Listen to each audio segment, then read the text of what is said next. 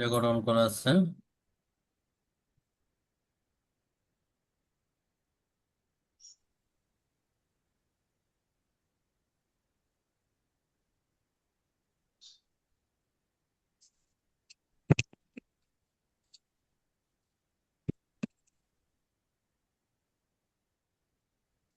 জি, আসসালামু আলাইকুম, শুনতে পাচ্ছেন আমাকে?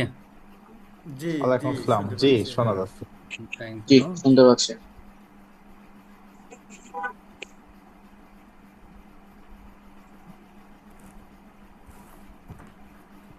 আমি এমডি ইমরুল হাসান।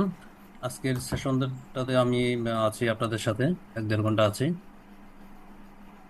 আজকে সেশনটা মূলত হচ্ছে যারা পিএমপি এক্সপেরিয়েন্ট আর কি, যারা পিএমপি এক্সাম দিতে চান বা পিএমপি কোর্স করতে চান, পিএমপি সম্পর্কে জানতে চান, তাদের জন্য আর কি। এটা হচ্ছে প্রজেক্ট ম্যানেজমেন্ট প্রফেশনাল। আমরা আজকে যে টপিকস নিয়ে কথা বলবো, এটা কিছু কিছু টপিকস হয়তো আপনাদের সাথে রিলেটেড, অলরেডি রিলেটেড, আবার কিছু কিছু জিনিস হয়তো নতুন আসবে। আমরা কোর্স আউটলাইনটা ফোকাস করব। আমরা কিছু কেস স্টাডি দেখব, প্রজেক্টটা কি এটা বোঝার চেষ্টা করব। আসলে আমাদের ওয়ার্ক এক্সপিরিয়েন্স লাইফে কোনো না কোনোভাবে প্রজেক্টের সাথে আমরা ইনভলভ থাকি। জি আমাদের একদম এন্ট্রি লেভেল থেকে শুরু করে যখন 3 থেকে 5 বছর, অ্যাটলিস্ট 3-5 বছর যখন একটা এক্সপিরিয়েন্স হয়ে যায়, কোনো না কোনো প্রজেক্টের সাথে আমরা ইনভলভ হয়ে যাই। সেটা সিভিল কনস্ট্রাকশনই হোক, ফাইন্যান্স হোক, কোনো ফার্মেসিতে হোক, কোনো ব্যাংকার হোক, কোনো আইসিটি হোক, কোনো সফটওয়্যার হোক, কোনো না কোনো প্রজেক্টের সাথে আমরা ইনভলভ হয়ে যাই। সেগুলো নিয়ে আমরা একটু এক্সপিরিয়েন্স শেয়ার করবো আজকে। যেমন কোনো কাজের ক্ষেত্রে দেখা যায়, আপনার বস হয়তো আপনাকে বলে যে এই কাজটা আপনি আজকের মধ্যে শেষ করে দিবেন, বা এই কাজটা আপনি 1 সপ্তাহের মধ্যে শেষ করে দিবেন, বা এই কাজটা আপনি 6 মাসের মধ্যে শেষ করে দিবেন, এরকম কিন্তু আমরা শুনি। তো এই যে উনি বলতেছে 6 মাসের মধ্যে কাজটা শেষ করে দিবেন, তা আপনাকে কিন্তু কোনো একটা কাজ দেওয়া হচ্ছে, যেমন এই কাজটা করবেন। এই কাজটা করবেন, তাহলে ওইখানে কাজের একটা রিকোয়ারমেন্ট থাকে আপনার। কাজের একটা রিকোয়ারমেন্ট থাকে, ওই রিকোয়ারমেন্টটাই হচ্ছে আপনার স্কোপ। কাজের স্কোপ, আপনি কি ডেলিভারি দিবেন, যেটা আপনি ডেলিভারি দিবেন সেটাই হচ্ছে স্কোপ। এবং এই যে আপনাকে যে বলা হতো হলো এখানে 6 মাস টাইম, 6 মাসের টাইম, এটা হচ্ছে শিডিউল। টাইম বলা যায়, শিডিউল বলা যায়, টাইম ফ্রেম, আপনাকে 6 মাসের টাইম দেওয়া হয়েছে। এবং আপনি যেহেতু 6 মাসে একটা কাজ করবেন, এটার মধ্যে কিছু কস্ট ইনভলভ থাকে। যেমন এই এই কাজের ক্ষেত্রে হয়তো কোনো একটা হার্ডওয়্যার রিসোর্স আপনাকে পারচেস করা লাগতে পারে, কোনো টুলস কেনা লাগতে পারে, বা কোনো হিউম্যান রিসোর্স আপনার টিম, আপনার একটা টিম তৈরি করা লাগতে পারে, ওই টিমে কিছু মেম্বার অ্যাড করা লাগতে পারে, বা অন্য কোনো টিম থেকে টিম মেম্বার হায়ার করা লাগতে পারে। তো এখানে কিন্তু একটা কস্ট ইনভলভ হয়ে যায়। তাহলে দেখেন এখানে আপনার এই যে আমরা যে ট্রায়াঙ্গেলটা দেখতেছি, এখানে দেখেন স্কোপ, কস্ট, টাইম, অর্থাৎ স্কোপ, শিডিউল, কস্ট, এই তিনটা কিন্তু এখানে ইনভলভ হয়ে যাচ্ছে। অর্থাৎ আমরা একটা প্রজেক্টের ক্ষেত্রে এই তিনটা একদম বেসিক ডিমান্ড, বেসিক রিকোয়ারমেন্ট এগুলো থাকে। এখন প্রজেক্টের উদ্দেশ্য থাকে কি আপনার বিজনেস ভ্যালুটাকে অ্যাড করা, যাতে আমরা বিজনেস ভ্যালুটা অ্যাড করি। বিজনেস ভ্যালু যদি কোনোভাবে অ্যাড না হয়, ওটা কিন্তু আসলে সাকসেস প্রজেক্ট বলা যায় না, সাকসেস প্রজেক্ট বলা যায় না। তো এখন আমি যেহেতু আপনাদের সাথে এই পুরো সেশনটায় থাকবো, আমার ছোট একটা পরিচিতি আপনাদের সাথে একটু শেয়ার করব। আমি মূলত আইসিটি সেক্টরে 16 থেকে 17 বছর আছি আমি, এবং প্রজেক্ট ম্যানেজমেন্টে আছে 8-10 বছর যাবত। প্রজেক্ট ম্যানেজমেন্টে 8-10 বছর যাবত কাজ করতেছি। বিভিন্ন জায়গায় কিছু ট্রেনিং সেশনও নেওয়া হয়েছে, যেমন গভর্নমেন্টের স্মার্ট প্রজেক্ট ম্যানেজমেন্টে বেশ কিছু ক্লাস নিয়েছি আমি ওখানে।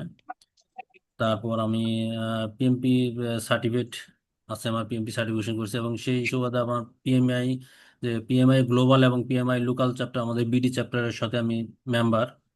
এবং বিভিন্ন সময় ভলেন্টারি কাজ করা হয়ে থাকে।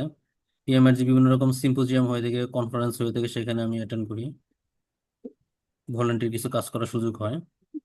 আর প্রফেশনাল সার্টিফিকেট বলতে আমার পিএমপি করা আছে, প্লাস আমার ঢাকা ইউনিভার্সিটি থেকে এসএমপি করা আছে, ওরাকলের উপর কোর্স করা আছে, রিএডেট করা আছে, সিসিএনএ করা আছে। আর প্রজেক্টের ক্ষেত্রে আমি যেটা বললাম, 8-10 বছর যাবত যে প্রজেক্টের কাজগুলো করেছি, এখানে কোর ব্যাংকিং এর ব্যাংকে, আমি যেহেতু একটা ব্যাংকে আছে আর কি, ব্যাংকে কোর ব্যাংকিং প্রজেক্টের ইমপ্লিমেন্টেশন এবং মাইগ্রেশনে কাজ করছি। তারপর ইকোএসি প্রজেক্ট যেটা বলে, আপনার আপনার স্ক্রিন দেখতে পাচ্ছেন তো? জি, এখন দেখতে জি পাচ্ছি স্যার, দেখা কথা যাচ্ছে। বলতে। হুম। আচ্ছা। দেখতে পাচ্ছি। হ্যাঁ, থ্যাংক ইউ। বেশ কিছু প্রজেক্টে আমি কাজ করি, যেমন যেটা বলি ইকেওয়াইসি বলে আর কি। আপনারা যেমন নগদ, বিকাশ বা কোনো একটা ব্যাংকের মোবাইল অ্যাপস থেকে আপনি যখন একটা মোবাইল থেকে যখন একটা অ্যাপস ডাউনলোড করেন, ডাউনলোড করে রেজিস্ট্রেশন করতে হয়। এটা অনলাইন রেজিস্ট্রেশন হয়, মানে আমি নিজে নিজেই অনলাইন রেজিস্ট্রেশন করতে, এটা কোনো ব্রাঞ্চ বা কোথাও যাওয়া লাগে না। এটা হচ্ছে ইকেওয়াইসি। এই প্রজেক্টটাতে আমি প্রজেক্ট ম্যানেজার হিসেবে ছিলাম। তারপর বিভিন্ন রকম ডিজিটাল ট্রান্সফরমেশনে কাজ করা হয়েছে, ম্যানুয়াল থেকে অটোমেশনে, মোবাইল অ্যাপস, তারপর এমএফএস, তারপর এন্টি মানি লন্ডারিং এর একটা প্রজেক্ট আমি ইমপ্লিমেন্ট করেছি। আর থার্ড পার্টি বিভিন্ন রকম এপিআই ইন্টিগ্রেশন আর কি। থার্ড পার্টি বিভিন্ন রকম ইন্টিগ্রেশন করেছে, ব্যাংকের সাথে যে ইন্টিগ্রেশন করেছে, বিভিন্ন রকম বিলা, ডেস্কো, ডিবিটিসি, প্লাস বিভিন্ন ইউনিভার্সিটি কলেজের টিউশন ফি, এই প্রজেক্টগুলোতে কাজ করা হয়েছে আর কি। তা আপনারা আপনাদের কোনো এক্সপিরিয়েন্স থাকলে সেটাও আজকে শেয়ার করবেন। আমরা আশা করি সেশনটা ইন্টারেক্টিভ হবে আর কি। হ্যাঁ, এটা শুধু আমিই বলে যে আপনি আপনারা শুনবেন সেটা না, আপনাদের কোনো কোশ্চেন থাকলে সঙ্গে সঙ্গে কোশ্চেন করতে পারবেন, কোনো সমস্যা নেই।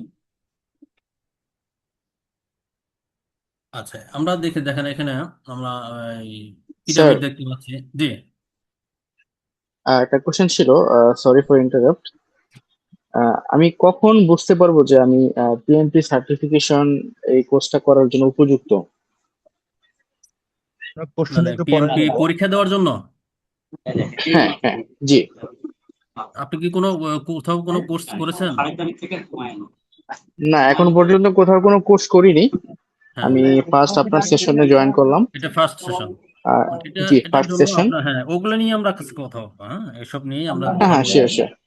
এগুলো নিয়ে জি আমরা স্যার, কথা বলবো। থ্যাংক ইউ, থ্যাংক আপনার তো ইউ, আসলে থ্যাংক কোথাও ইউ। কোথাও একটা ইনভলভ হতে হবে। হ্যাঁ, কোথাও ইনভলভ হতে হবে, কোনো একটা ট্রেনিং ইনস্টিটিউট ইনভলভ হতে হবে, কোনো মানে একটা মেন্টর হিসেবে কোনো একটা মেন্টরের কাছে থাকতে হবে আর কি। হ্যাঁ, একটা 3 মাস আচ্ছা, বা আচ্ছা। 4 মাসের যে কোর্স আউটলাইন গুলো দেখবো আমরা। আপনার কোশ্চেন আনসার গুলো সামনে পেয়ে যাবেন, তারপরে আরো জি স্যার, কোশ্চেন জি থাকলে স্যার, কোশ্চেন শিওর, করতে শিওর, পারবেন। Sure, sure, please. তারপর প্রজেক্টের ক্ষেত্রে যেমন আপনার আমাদের যে পদ্মা সেতু, আমাদের স্বপ্নের প্রজেক্ট, তারপর তাজমহল বলেন, মেট্রো রেল বলেন, আর এই যে মিশরের যে পিরামিড, এটা তো মনে করেন 1000 বছর আগের প্রজেক্ট। 1000 বছর আছে তখন, তখনও কিন্তু আপনার স্কোপ, এখানে শিডিউল, একটা এক্সকিউজ নয়েজ মি, আসতেছে, এক্সকিউজ একটা মি, নয়েজ আসতেছে। এখানে একটা আচ্ছা, নয়েজ কথা আসতেছে। আসতেছে। হ্যাঁ, এই যে নয়েজটা অফ করলে ভালো হয় আর কি। এটা হ্যাঁ মিউট করে দেন, তাহলে মনে হয় ভালো হয়। হ্যাঁ,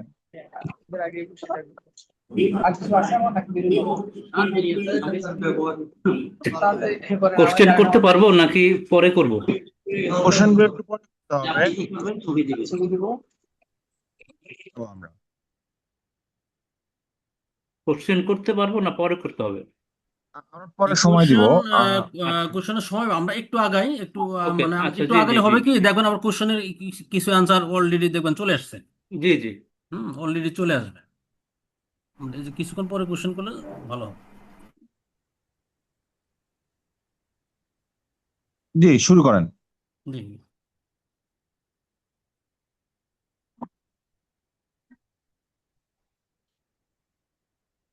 আচ্ছা, আমরা যেটা দেখতেছিলাম যে আপনার দেখেন এই যে 1000 বছরের, মানে পৃথিবী সৃষ্টির পর থেকে কোন মানে প্রজেক্ট আপনার আসলে কোনো না কোনো ভাবে প্রজেক্ট হয়ে গেছে। হুম। আমরা যদি পিরামিডের কথাই বলি, এটা প্রায় 1000 বছর আগের প্রজেক্ট। তখনও কিন্তু আপনার স্কোপ, শিডিউল, কস্ট যেগুলো বলে তখনও কিন্তু ছিল। ওটাও কিন্তু একটা টাইম ফ্রেম ছিল, কত বছর লাগছে সেটা একটা টাইম ফ্রেম ছিল, ওখানে একটা কস্ট ইনভলভ ছিল, ওখানে একটা রিকোয়ারমেন্ট ছিল। তখন তো আর আপনার এই যে আমরা আমাদের যে কোর্স করতেছি, আমরা এই যে একটা সেমিনার আছে, তখন কিন্তু এসব ছিল না। তাই বলে কি সাকসেসফুল প্রজেক্ট হয় না? তারপরে কিন্তু সাকসেসফুল প্রজেক্ট হয়েছে। আবার বিভিন্ন রকম ফেলিওর প্রজেক্টও আছে। তা আমাদের আমাদের আজকে উদ্দেশ্য হচ্ছে, আমরা এই সেমিনারে থাকার উদ্দেশ্য হচ্ছে আমরা দেখব যে আপনার স্কোপ, শিডিউল, কস্ট এটাকে অ্যালাইনমেন্ট করে কতটুকু ইফিসিয়েন্সি ওয়েতে আপনি প্রজেক্টটাকে ডেলিভারি করতে পারবেন, সেই জিনিসগুলো নিয়ে আমরা আলোচনা করবো আজকে।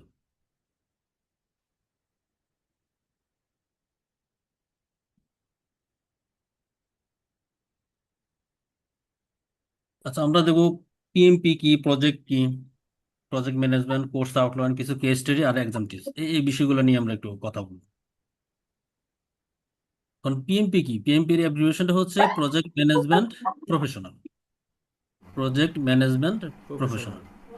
এইটা এটা আসলে প্রজেক্ট ম্যানেজমেন্ট ইনস্টিটিউট একটা প্রতিষ্ঠান, প্রজেক্ট ম্যানেজমেন্ট ইনস্টিটিউট, দেখেন পিএমআই লেখা আছে, শর্টটা হচ্ছে পিএমআই, প্রজেক্ট ম্যানেজমেন্ট ইনস্টিটিউট।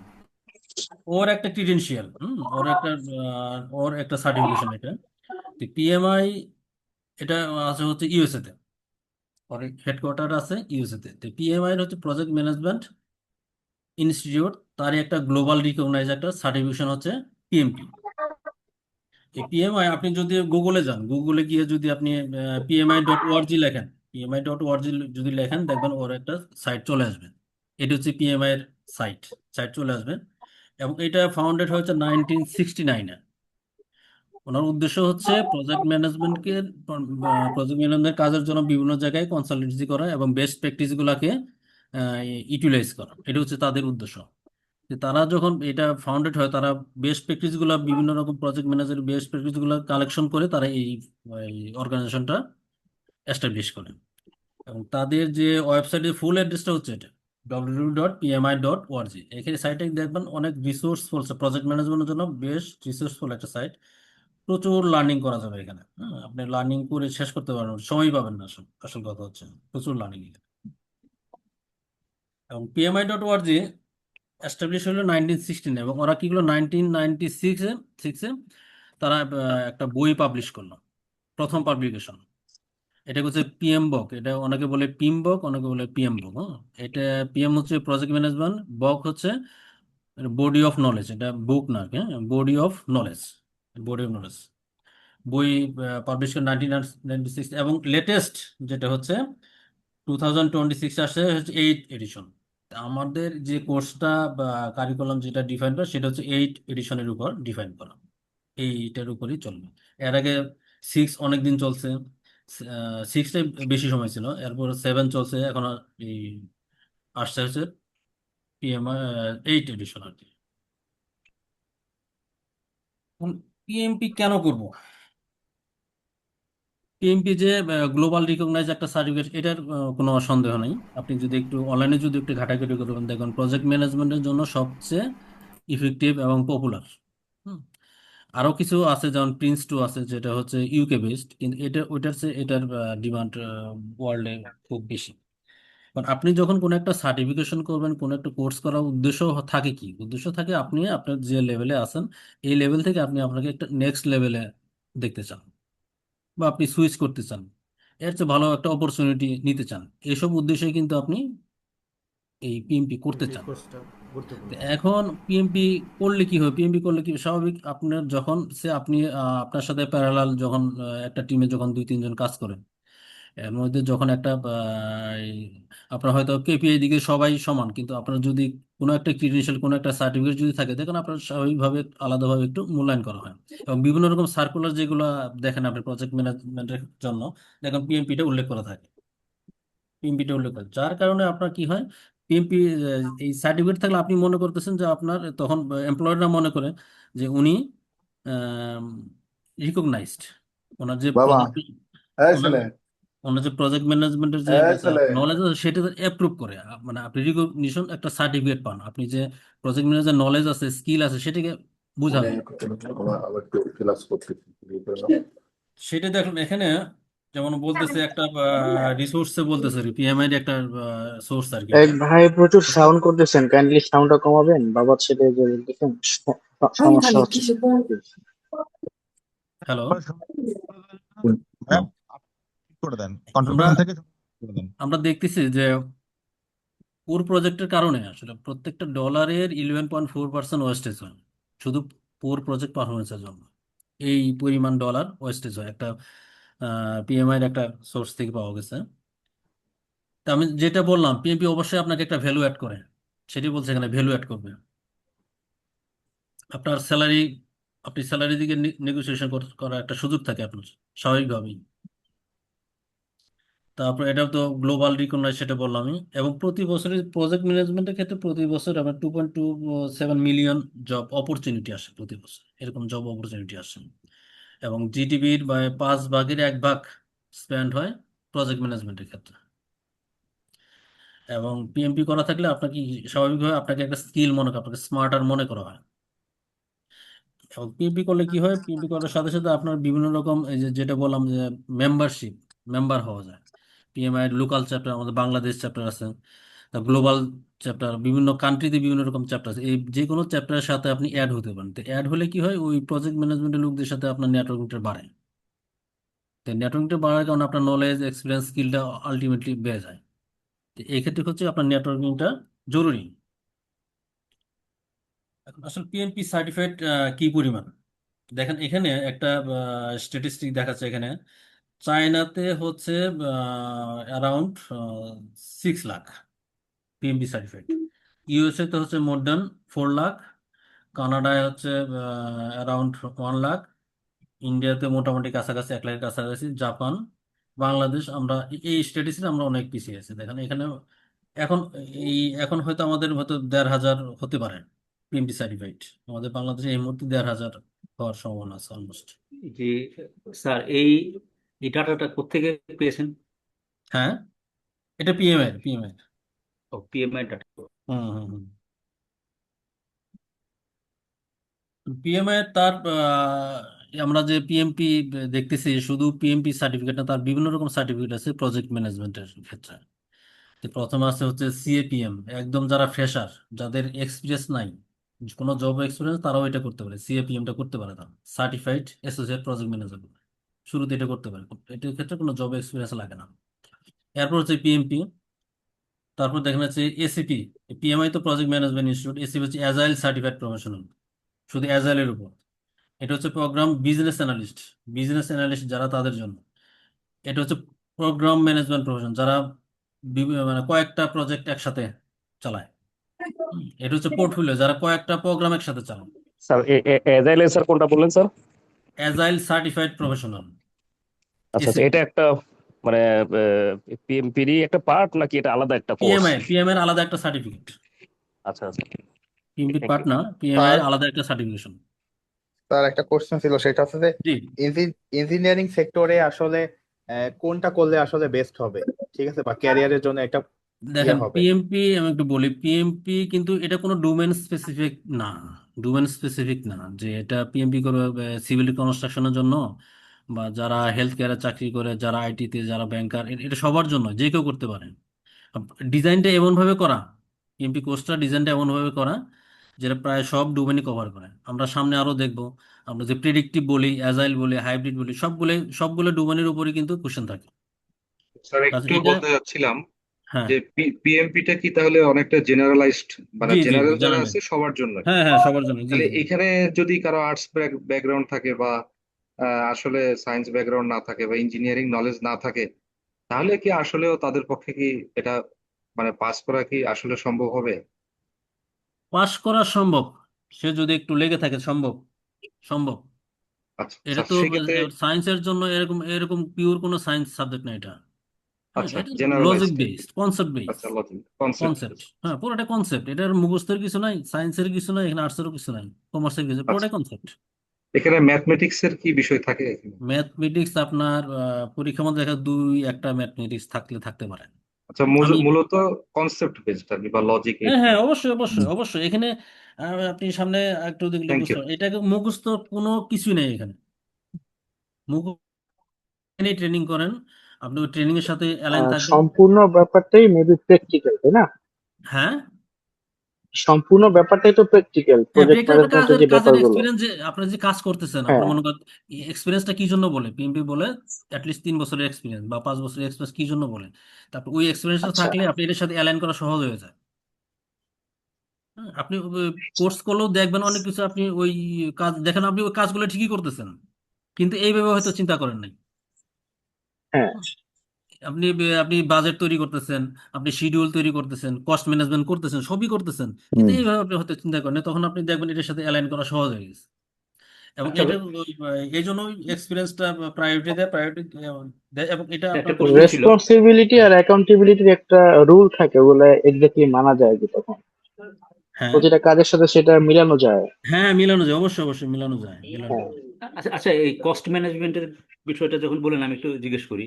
হ্যাঁ আহ, যারা হচ্ছে আপনার কস্ট অ্যাকাউন্টিং এ ডিগ্রি নিতে চাচ্ছে, হ্যাঁ মানে ধরেন আইসিএমবি থেকে, তো হ্যাঁ হ্যাঁ। কোনটা তার জন্য আগে করলে বেটার হবে, এটা নাকি আপনার পিএমপিটা? না, কস্ট ম্যানেজমেন্ট সেটা তো আবার আবার একটু আলাদা, স্পেসিফিক হয়ে গেল।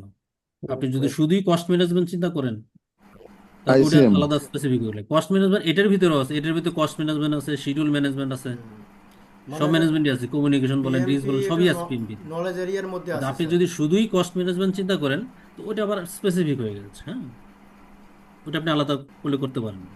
কিন্তু এটার মধ্যে ইন আইসিএম জেনারেল, যেটা বলেন ইন জেনারেল, সবই আছে। ভাইয়া আমার একটা কোশ্চেন ছিল। জি। কোশ্চেনটা হলো, আমি তো সিভিল ইঞ্জিনিয়ার, তো আমার আচ্ছা। ওই ব্যাংকিং খাতের বিষয়টা তো আর দরকার নাই সেই ক্ষেত্রে। না না। মানে আমার জন্য কি এই পিএমপিটা উপযুক্ত?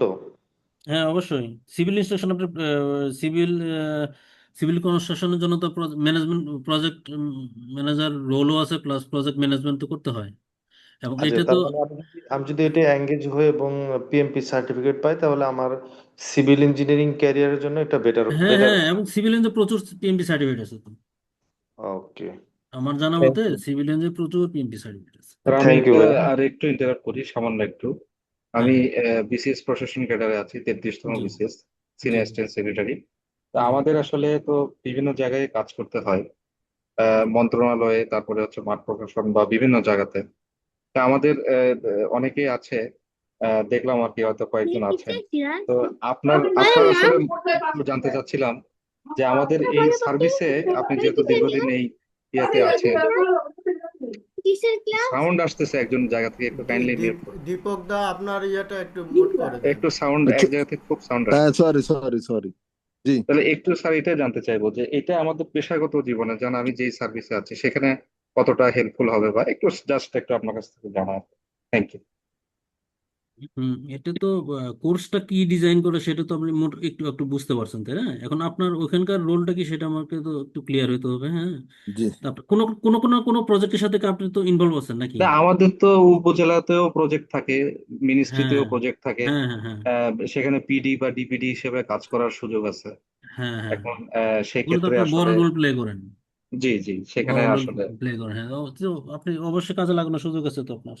জি আপনার এখানে বিভিন্ন, এখানে দেখুন পিএমপিতে আবার যেমন ওই যে তিনটা কনস্ট্যান্ট, যেটা বললাম স্কোপ, শিডিউল, কস্ট, এর ভিতরে আছে আপনার যে বিভিন্ন ধরনের ম্যানেজমেন্ট করতে হবে, স্টেক হোল্ডার, আপনার তো বিভিন্ন রকম স্টেক হোল্ডার ম্যানেজ করতে হয়, হ্যাঁ, অনেক স্টেক হোল্ডার আছে। বিভিন্ন ধরনের স্টেক হোল্ডার ম্যানেজ করতে হয় আপনি যদি গভর্নমেন্ট জি সার্ভিস। জি জি এই জি। স্টেক হোল্ডার ম্যানেজমেন্টের ক্ষেত্রে কিন্তু আলাদা কোর্সই আছে এখানে, এখানে আলাদা লেসনই আছে। আচ্ছা, স্টেক হোল্ডার ম্যানেজমেন্ট, জি হ্যাঁ হ্যাঁ, থ্যাংক ইউ। আলাদা লেসনই আছে এখানে। জি থ্যাংক ইউ। এটা আপনার কাজে লাগবে, অবশ্যই কাজে লাগবে, আপনারা করলে অবশ্যই লাভবান হবেন। আচ্ছা স্যার, লাস্ট একটা কোশ্চেন ছিল, সরি ফর হুম। ইন্টারাপ্ট। সেটা হচ্ছে যে বাহিরের দেশে আমি, আমার ইচ্ছা আছে আমি বাইরের দেশে সেটেল হবো। আর বাইরের দেশে জব করার জন্য এইটা, বা জবের জন্য বা ইসের জন্য, মানে ক্যারিয়ারের জন্য কি এইটা ওখানে সাবমিট করতে পারবো, বা এটার কি ভ্যালুয়েশন ওখানে থাকবে? আমি বলি বলি আপনাকে, হ্যাঁ, বাইরের দেশে এটার পিএমপি সার্টিফিকেট ভ্যালু আরো বেশি। আমি আপনার সাথে জাস্ট একটু শেয়ার করি। আমার এক জুনিয়র কলিগ আমার কাছে, ও পিএমপি কিছু ক্লাস করছিল, ফুল কমপ্লিটও করছিল না, কিছু ক্লাস করছিল। এরপরে সে কয়েক মাস পরে চলে যায় ইউএসএ তে। ওইখানে যাওয়ার পরে, যাওয়ার 7-8 মাস পরে আমাকে ফোন দিচ্ছে। আমাকে 7-8 মাস পরে ফোন দিয়ে বলতেছে, ভাইয়া আপনার কাছে তো আমি কিছু ক্লাস করছিলাম, তো আমার এখানে কিন্তু এটা ভালো কাজে লাগতেছে। ও যে মেথোডোলজি, যে অ্যাপ্রোচ গুলা দেখে গেছে, কিছু অ্যাজাইলে কিছু ক্লাস করছিল, যে এই অ্যাপ্রোচ গুলা বাইরে ভালো ডিমান্ড। আসলে আমাদের দেশে হয় কি, এই সার্টিফিকেট যেভাবে যেসব জায়গায় ইউটিলাইজ যেভাবে হওয়ার কথা কিছুটা আসলে ওই রকম না, কিন্তু বাইরে এ আরো বেশি ডিমান্ড। আপনি যেটা বলতেছেন, এই সার্টিফিকেট ভ্যালু আরো বেশি, এবং যারা বাইরে কাজ করতেছে, যারা বাইরে কাজ করতেছে তাদের কিন্তু ওই ওইসব দেশে, মানে ইউএসএ তে বা কানাডাতে কিন্তু এই সার্টিফিকেট, তারা খরচটা আরো অনেক বেশি, আমি যতটুকু শুনছি খরচটা আরো বেশি। তারা বাংলাদেশে এসে পরীক্ষা দিতে চায়, বাংলাদেশে এসে পরীক্ষা দিয়ে সার্টিফিকেট নিতে চায় একটু কম খরচের জন্য।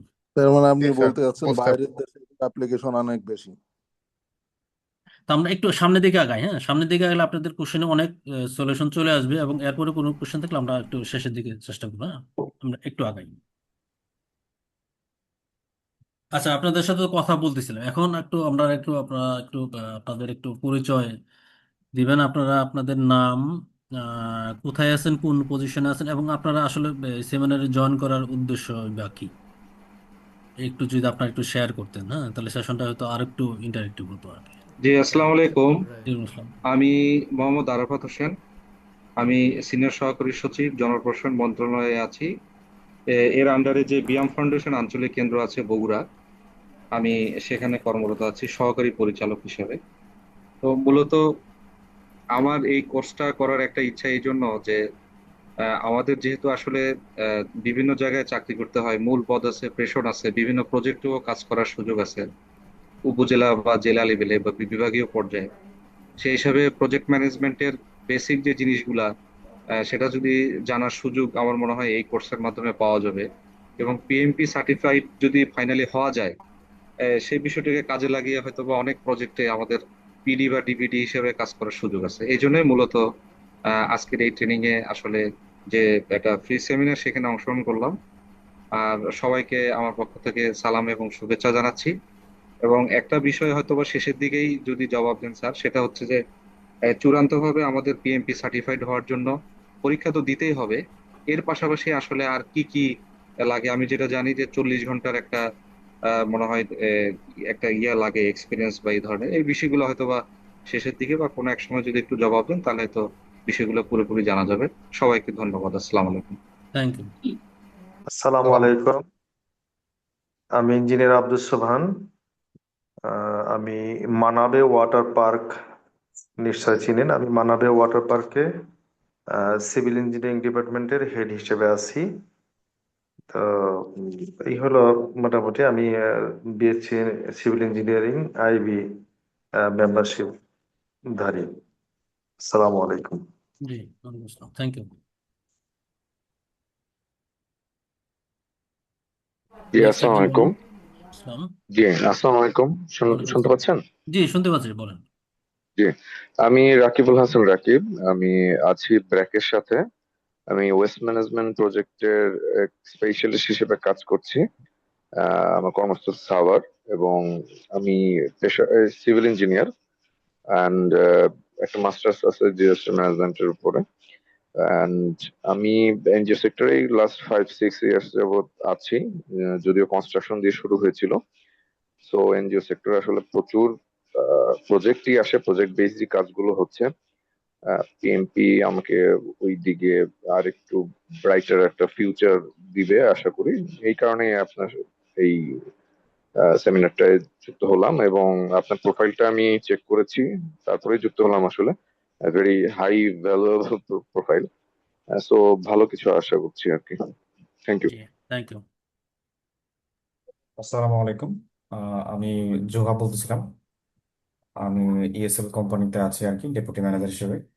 আমাদের এখানে সলিউশনের বেস কোম্পানি, তো এখানে বিভিন্ন আইটি সলিউশন নিয়ে কাজ করে, বিভিন্ন প্রজেক্টের মধ্যে এনগেজ হতে হয়। সেই হিসেব থেকেই আমি এখানে অংশগ্রহণ করেছি। একটু একটু লাউড, একটু জোরে বলুন। কিছু শোনা যাচ্ছে? হ্যাঁ, শোনা যাচ্ছে, একটু লাউডটা একটু বাড়লে ভালো হয়। আচ্ছা, আমি জোহা বলতেছিলাম। ইএসএল কোম্পানিতে আমি আছি, আইটি বেস কোম্পানি। বিভিন্ন আইটি সলিউশন নিয়ে কাজ করা হয়, প্রজেক্ট বেস।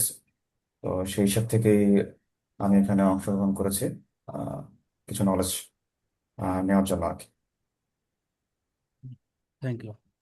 হ্যালো হ্যালো জি, জি, শুনতে পাচ্ছি। জি, আসসালামু আলাইকুম। আমি দীপক দাস বলছি। আমি বেঙ্গল গ্রুপে সাপ্লাই চেনের হেড হিসাবে আছি। তো আমাদের তো অনেক প্রজেক্ট বা এক্সিস্টিং যে কোম্পানি আছে এগুলো অনেক সময় এনহান্স করা লাগে, অথবা নতুন কোনো কোম্পানি বা ইউনিট যুক্ত হলে সেখানে অনেক কাজ বাজ করা লাগে। তো দেখা যায় যে কিভাবে কস্ট মিনিমাইজ বা প্রপার টাইমে এই ইউনিটগুলো এনহান্স করা হোক বা নতুন কোনো ইউনিট অ্যাড করা হলে কিভাবে এটা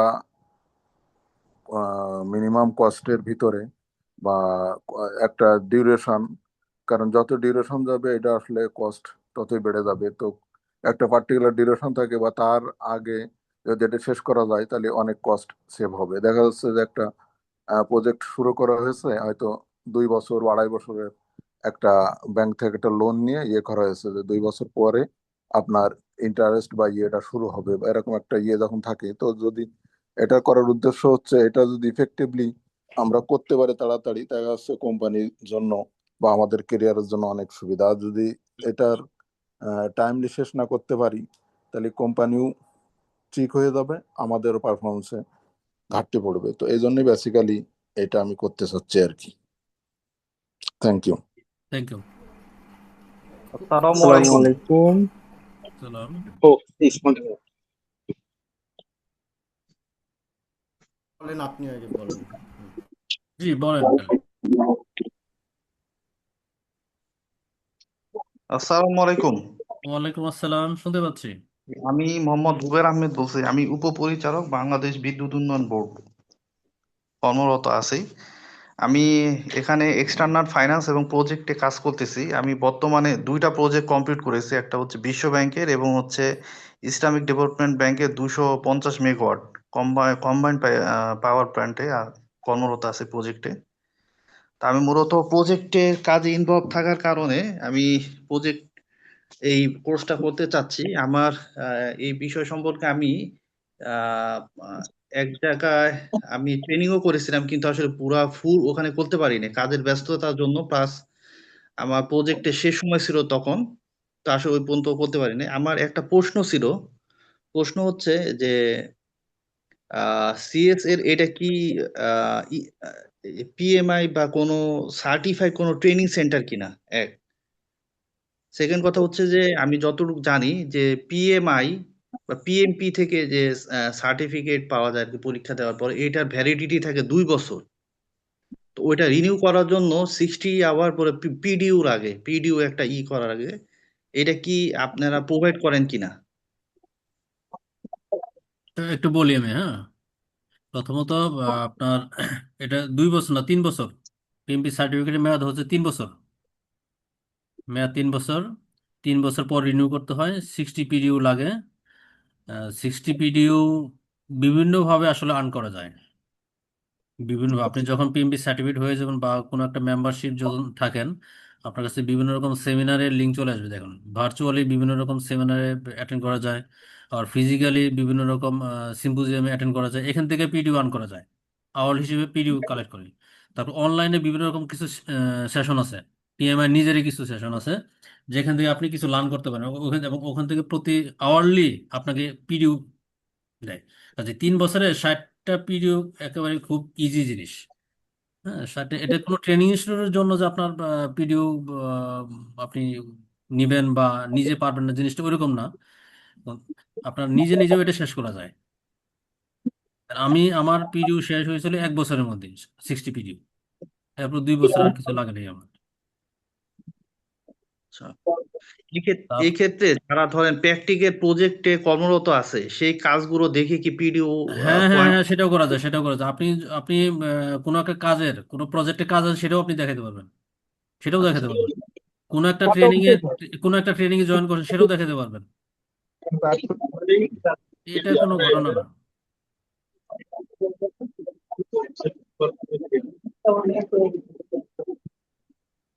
আচ্ছা, আমার মনে হয় আসলে পার্টিসিপেন্ট তো মাসাল্লাহ অনেকে, সবার ইন্ট্রোডাকশন নেওয়া হয়তো এইভাবে সম্ভব হবে না, সময় কভার করা কঠিন হবে।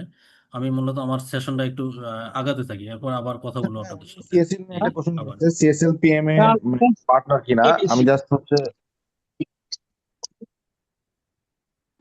একটু সরি, অনুগ্রহ করে সবাই মিউট করবেন প্লিজ। হ্যাঁ একটু হ্যাঁ আমি মিউট সোহেল করে, বলছিলাম। আমি আবার কথা বলবো আপনাদের সাথে। হ্যাঁ, আবার কথা বলবো, আমি একটু আগাই। আচ্ছা, যেটা আমি বলতেছিলাম যে পিএমপির অবজেক্টিভটা কি আসলে, এটা কিন্তু আমি অলরেডি বলেও দিছি, যে আপনার যে স্কোপ, শিডিউল, কস্ট, এগুলা কি অ্যালাইনমেন্ট রাখা। আপনার আপনার তো একটা টাইম ফ্রেম দেওয়া হয় যে 6 মাস বা 1 বছর যে প্রজেক্ট, সেটার মধ্যে থেকে এবং সেই বাজেটের মধ্যে কতটুকু ইফিসিয়েন্সি ওয়েতে আপনি প্রজেক্টটা শেষ করতে পারেন। এবং লাস্টে কি করতে পারেন, বিজনেস ভ্যালু অ্যাড করতে হবে, ম্যাক্সিমাইজ ভ্যালু। আপনি যত সম্ভব ভ্যালুটাকে অ্যাড করতে হবে। ভ্যালু যদি অ্যাড না হয়, তাহলে কিন্তু ওই প্রজেক্টটাকে সাকসেস প্রজেক্ট বলা যায় না। যেমন আমরা বিভিন্ন আমাদের দেশের কথা যদি চিন্তা করি, দেখবেন কিছু কিছু ফুটওভার ব্রিজ আছে, দেখবেন এমন এমন জায়গায় ফুটওভার ব্রিজ করা তো ওইখানে পর্যন্ত যেতে যেতে মানে ওখানে গিয়ে আবার ফটো ব্রিজ পার হওয়াটা অনেক কষ্টসাধ্য হয়ে যায়। এইসব জায়গায় দেখবেন তখন দেখা যায় লোকজন কি করে, ওই রাস্তা যদি তার সামনে দিয়ে যদি পার হওয়ার কোনো সুযোগ থাকে সে ওই দিক দিয়ে যাওয়া শুরু করে। এই যে যে আমরা ফুটওভার ব্রিজটা, আসলে ফুটওভার ব্রিজটা আমি আমার চোখে আমার এলাকায় যে বাসা আমি দেখলাম, ওইখানে ফুটওভার ব্রিজটা মনে করেন রিক্সা নিয়ে যাওয়া লাগবে এই অবস্থায়। ওখানে কোনো ট্রাফিক নেই, লোকজনের কোনো ট্রাফিক নেই, অথচ এখানে একটা ফুটওভার ব্রিজ দেওয়া আছে। যেখানে লোকজনের ট্রাফিক সেখানে ফুটওভার ব্রিজ নেই। এই যে জায়গায় বিজনেস ভ্যালু অ্যাড অ্যাড এখানে কিন্তু আসলে বিজনেস ভ্যালু অ্যাড হয় নাই। বিজনেস ভ্যালু অ্যাড করাটা সবচেয়ে জরুরি, সবচেয়ে জরুরি। তো এটা মাথায় রাখতে হবে, আপনার বিজনেস ভ্যালু অ্যাড করা বা ম্যাক্সিমাইজ ভ্যালু অ্যাড করা। তো সেগুলি আপনি কতটুকু ইফিসিয়েন্সি ওয়েতে আপনি প্রজেক্টটা শেষ করতে পারবেন, এবং আলটিমেটলি কি হয়, স্টেক হোল্ডারের স্যাটিসফ্যাকশন আপনি কতটুকু এনহ্যান্স করতে পারেন, সেটাই। তো এইগুলোর জন্যই আমরা আসলে পিএমপি কোর্স করব বা পিএমপি সার্টিফিকেটটা নিব। এখন এই যে আপনারা কোশ্চেন করছিলেন, যেখানে এই কোশ্চেনের অ্যান্সার গুলো এখানে অলরেডি আছে। ক্যান্ডিডেট কারা, এই পিএমপির জন্য ক্যান্ডিডেট কারা, এটা আমি আগেই বলেছি যে কোনো ডোমেন স্পেসিফিক নাই, কোনো নির্দিষ্ট কোনো ডোমেন এক্সপার্টিস যে কেউ করতে পারে। আপনারা বলেছিলেন আর্টস, সায়েন্স, কমার্স, এটা কোনো ফ্যাক্টর না, যে অন্য কোনো আইডি ব্যাকগ্রাউন্ডের লোকজন করতে পারে। অন্য আইডিটা প্লিজ এবং মিউট করে এটা দেন অন্য আইডিগুলো যারা প্রজেক্ট ম্যানেজার হিসেবে কাজ করতেছে বা টিম লিডার হিসেবে কাজ করতেছে, প্রোগ্রাম ম্যানেজার, প্রজেক্ট কোঅর্ডিনেটর থাকে, প্রজেক্ট ডাইরেক্টর থাকে, আবার প্রজেক্ট ম্যানেজার অফিসে কাজ করে, বিভিন্ন হেলথ কেয়ার, ইঞ্জিনিয়ার, ফাইন্যান্সে কাজ করে, এইচআর এ কাজ করে, সবার জন্যই এটাকে বলছে ক্রস ফাংশনাল প্রজেক্ট। হ্যাঁ, বিভিন্ন প্রজেক্টের ক্ষেত্রে কাজ করে, এটা তারা এই পিএমপি কোর্স করতে পারে, পিএমপি সার্টিফিকেট নিতে পারবে। এখন যদি বলি হোয়াট ইজ প্রজেক্ট, আমরা তো প্রজেক্ট নিয়ে বেশ কিছু কথা বললাম। আর আপনাদের মধ্যে থেকে যে কোনো একজন আমাকে একটু কাইন্ডলি বললো যে আসলে প্রজেক্ট বলতে আমরা আসলে কি বুঝি। আপনি আপনার মতো করে বলতে পারেন, যে কেউ একজন। প্রজেক্টের প্রজেক্ট ইসে যে কোনো একজন বলতে পারেন। আসসালামু আলাইকুম। জি, অনুষ্ঠান বলেন। আচ্ছা হ্যালো। হ্যাঁ জি, শুনতে পাচ্ছি, প্রজেক্ট বলেন। আচ্ছা sir, I would like hello. To share project অনেকে ইজ মনে জি, হয় আনমিউট করে রাখছে, আপনি মিউট করবেন কাইন্ডলি। শুনতে পাচ্ছেন? জি, শুনতে পাচ্ছি, আপনি বলে যান। হ্যালো। প্রচুর শব্দ আসতেছে বিভিন্ন থেকে এটা একটু যদি বন্ধ করা সোহেল যায়, ভাই কি আছেন? ওখান থেকে একটু মিউট করে সবাইকে দেন, মিউট করে কথা দিলে বলতে। মনে হয় সোহেল ভাই, প্রচুর শব্দ আসতেছে। স্যার আপনি হোস্ট হিসেবে আপনি সবাইকে মিউট করে দেন। মিউট করে দেন। রাকিব ভাই আপনি কি শুনতে পাচ্ছেন? চোখগুলো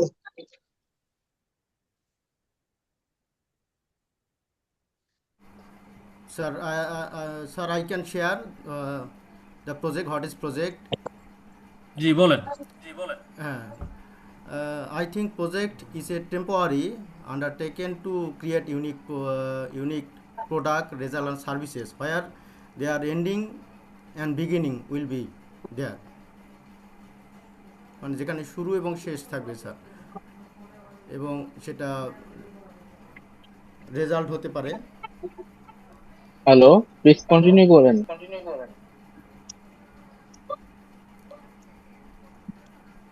Sir, the project is একটা temporary endeavor undertaken to create, সেটা ইউনিক হতে পারে, প্রোডাক্ট হতে পারে, এবং এটা result base mainly where starting and ending একটা টাইম লাইন জি থাকবে, দ্যাট ইজ কল প্রজেক্ট। জি, ঠিক আছে, আপনার কথা ঠিক আছে, আপনার ডেফিনেশন আকারে বলছেন নাকি? ঠিক আছে। জি স্যার। তো আমরা যেটা নিয়ে অলরেডি কথা বললাম, যে প্রজেক্টে কিন্তু আমরা অলরেডি দেখেছি যে এটা একটা টাইম ফ্রেম থাকে। মানে আমরা যে মিশরের পিরামিডের যে প্রজেক্ট দেখলাম, আমরা পদ্মা সেতু দেখলাম, এগুলো নিয়ে যখন কথা বললাম, এটা তখন কিন্তু অলরেডি একটা টাইম ফ্রেম চলে। যেন আমরা প্রথমেই বলতেছিলাম যে আপনার 6 মাসের কোনো একটা কাজ দেওয়া যায়, অর্থাৎ তার মানে আমার একটা টাইম ফ্রেম অবশ্যই থাকবে। আনলিমিটেড কোনো টাইমের জন্য প্রজেক্ট হয় না, কোনো একটা টাইম ফ্রেম থাকবে। সেটা শর্ট টাইমে হতে পারে, 1 বছর, 2 বছর, 3 বছর, 20 বছর, 25 বছর হতে হবে, কিন্তু টাইম ফ্রেম বলা থাকবে, একটা স্টার্টিং পয়েন্ট, এন্ড পয়েন্ট একটা থাকবে। আমার এখান থেকে কোথাও কি হচ্ছে না?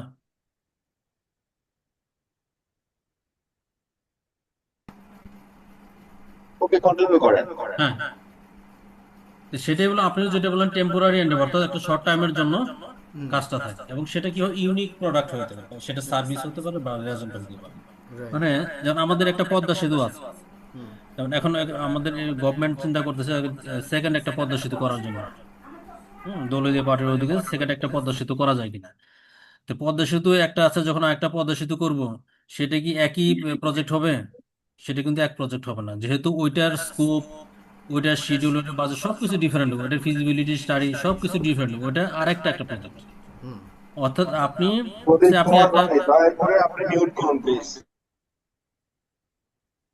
অর্থাৎ আপনি যখন কোনো একটা আপনি একটা কলম নতুন একটা কলম লঞ্চ করবেন, কলম একটা লঞ্চ হতে সেটার জন্য আপনি একটা ডিজাইন ঠিক করেন, ওটার জন্য কি কি র ম্যাটেরিয়ালস লাগবে সেটা ঠিক করেন, সেটা ঠিক করার পর আপনি কি করেন, ওটার একটা প্রোডাক্ট রেডি করে ফেলেন। তো এই সময়টা হচ্ছে আপনার প্রজেক্ট। এরপর যখন সেটা রেডি করে আপনি অপারেশনে চলে যান, সেটা কিন্তু আর কোনো প্রজেক্ট থাকে না। অপারেশনটা কি হয়, এটা কবে শেষ হবে কেউ জানে না।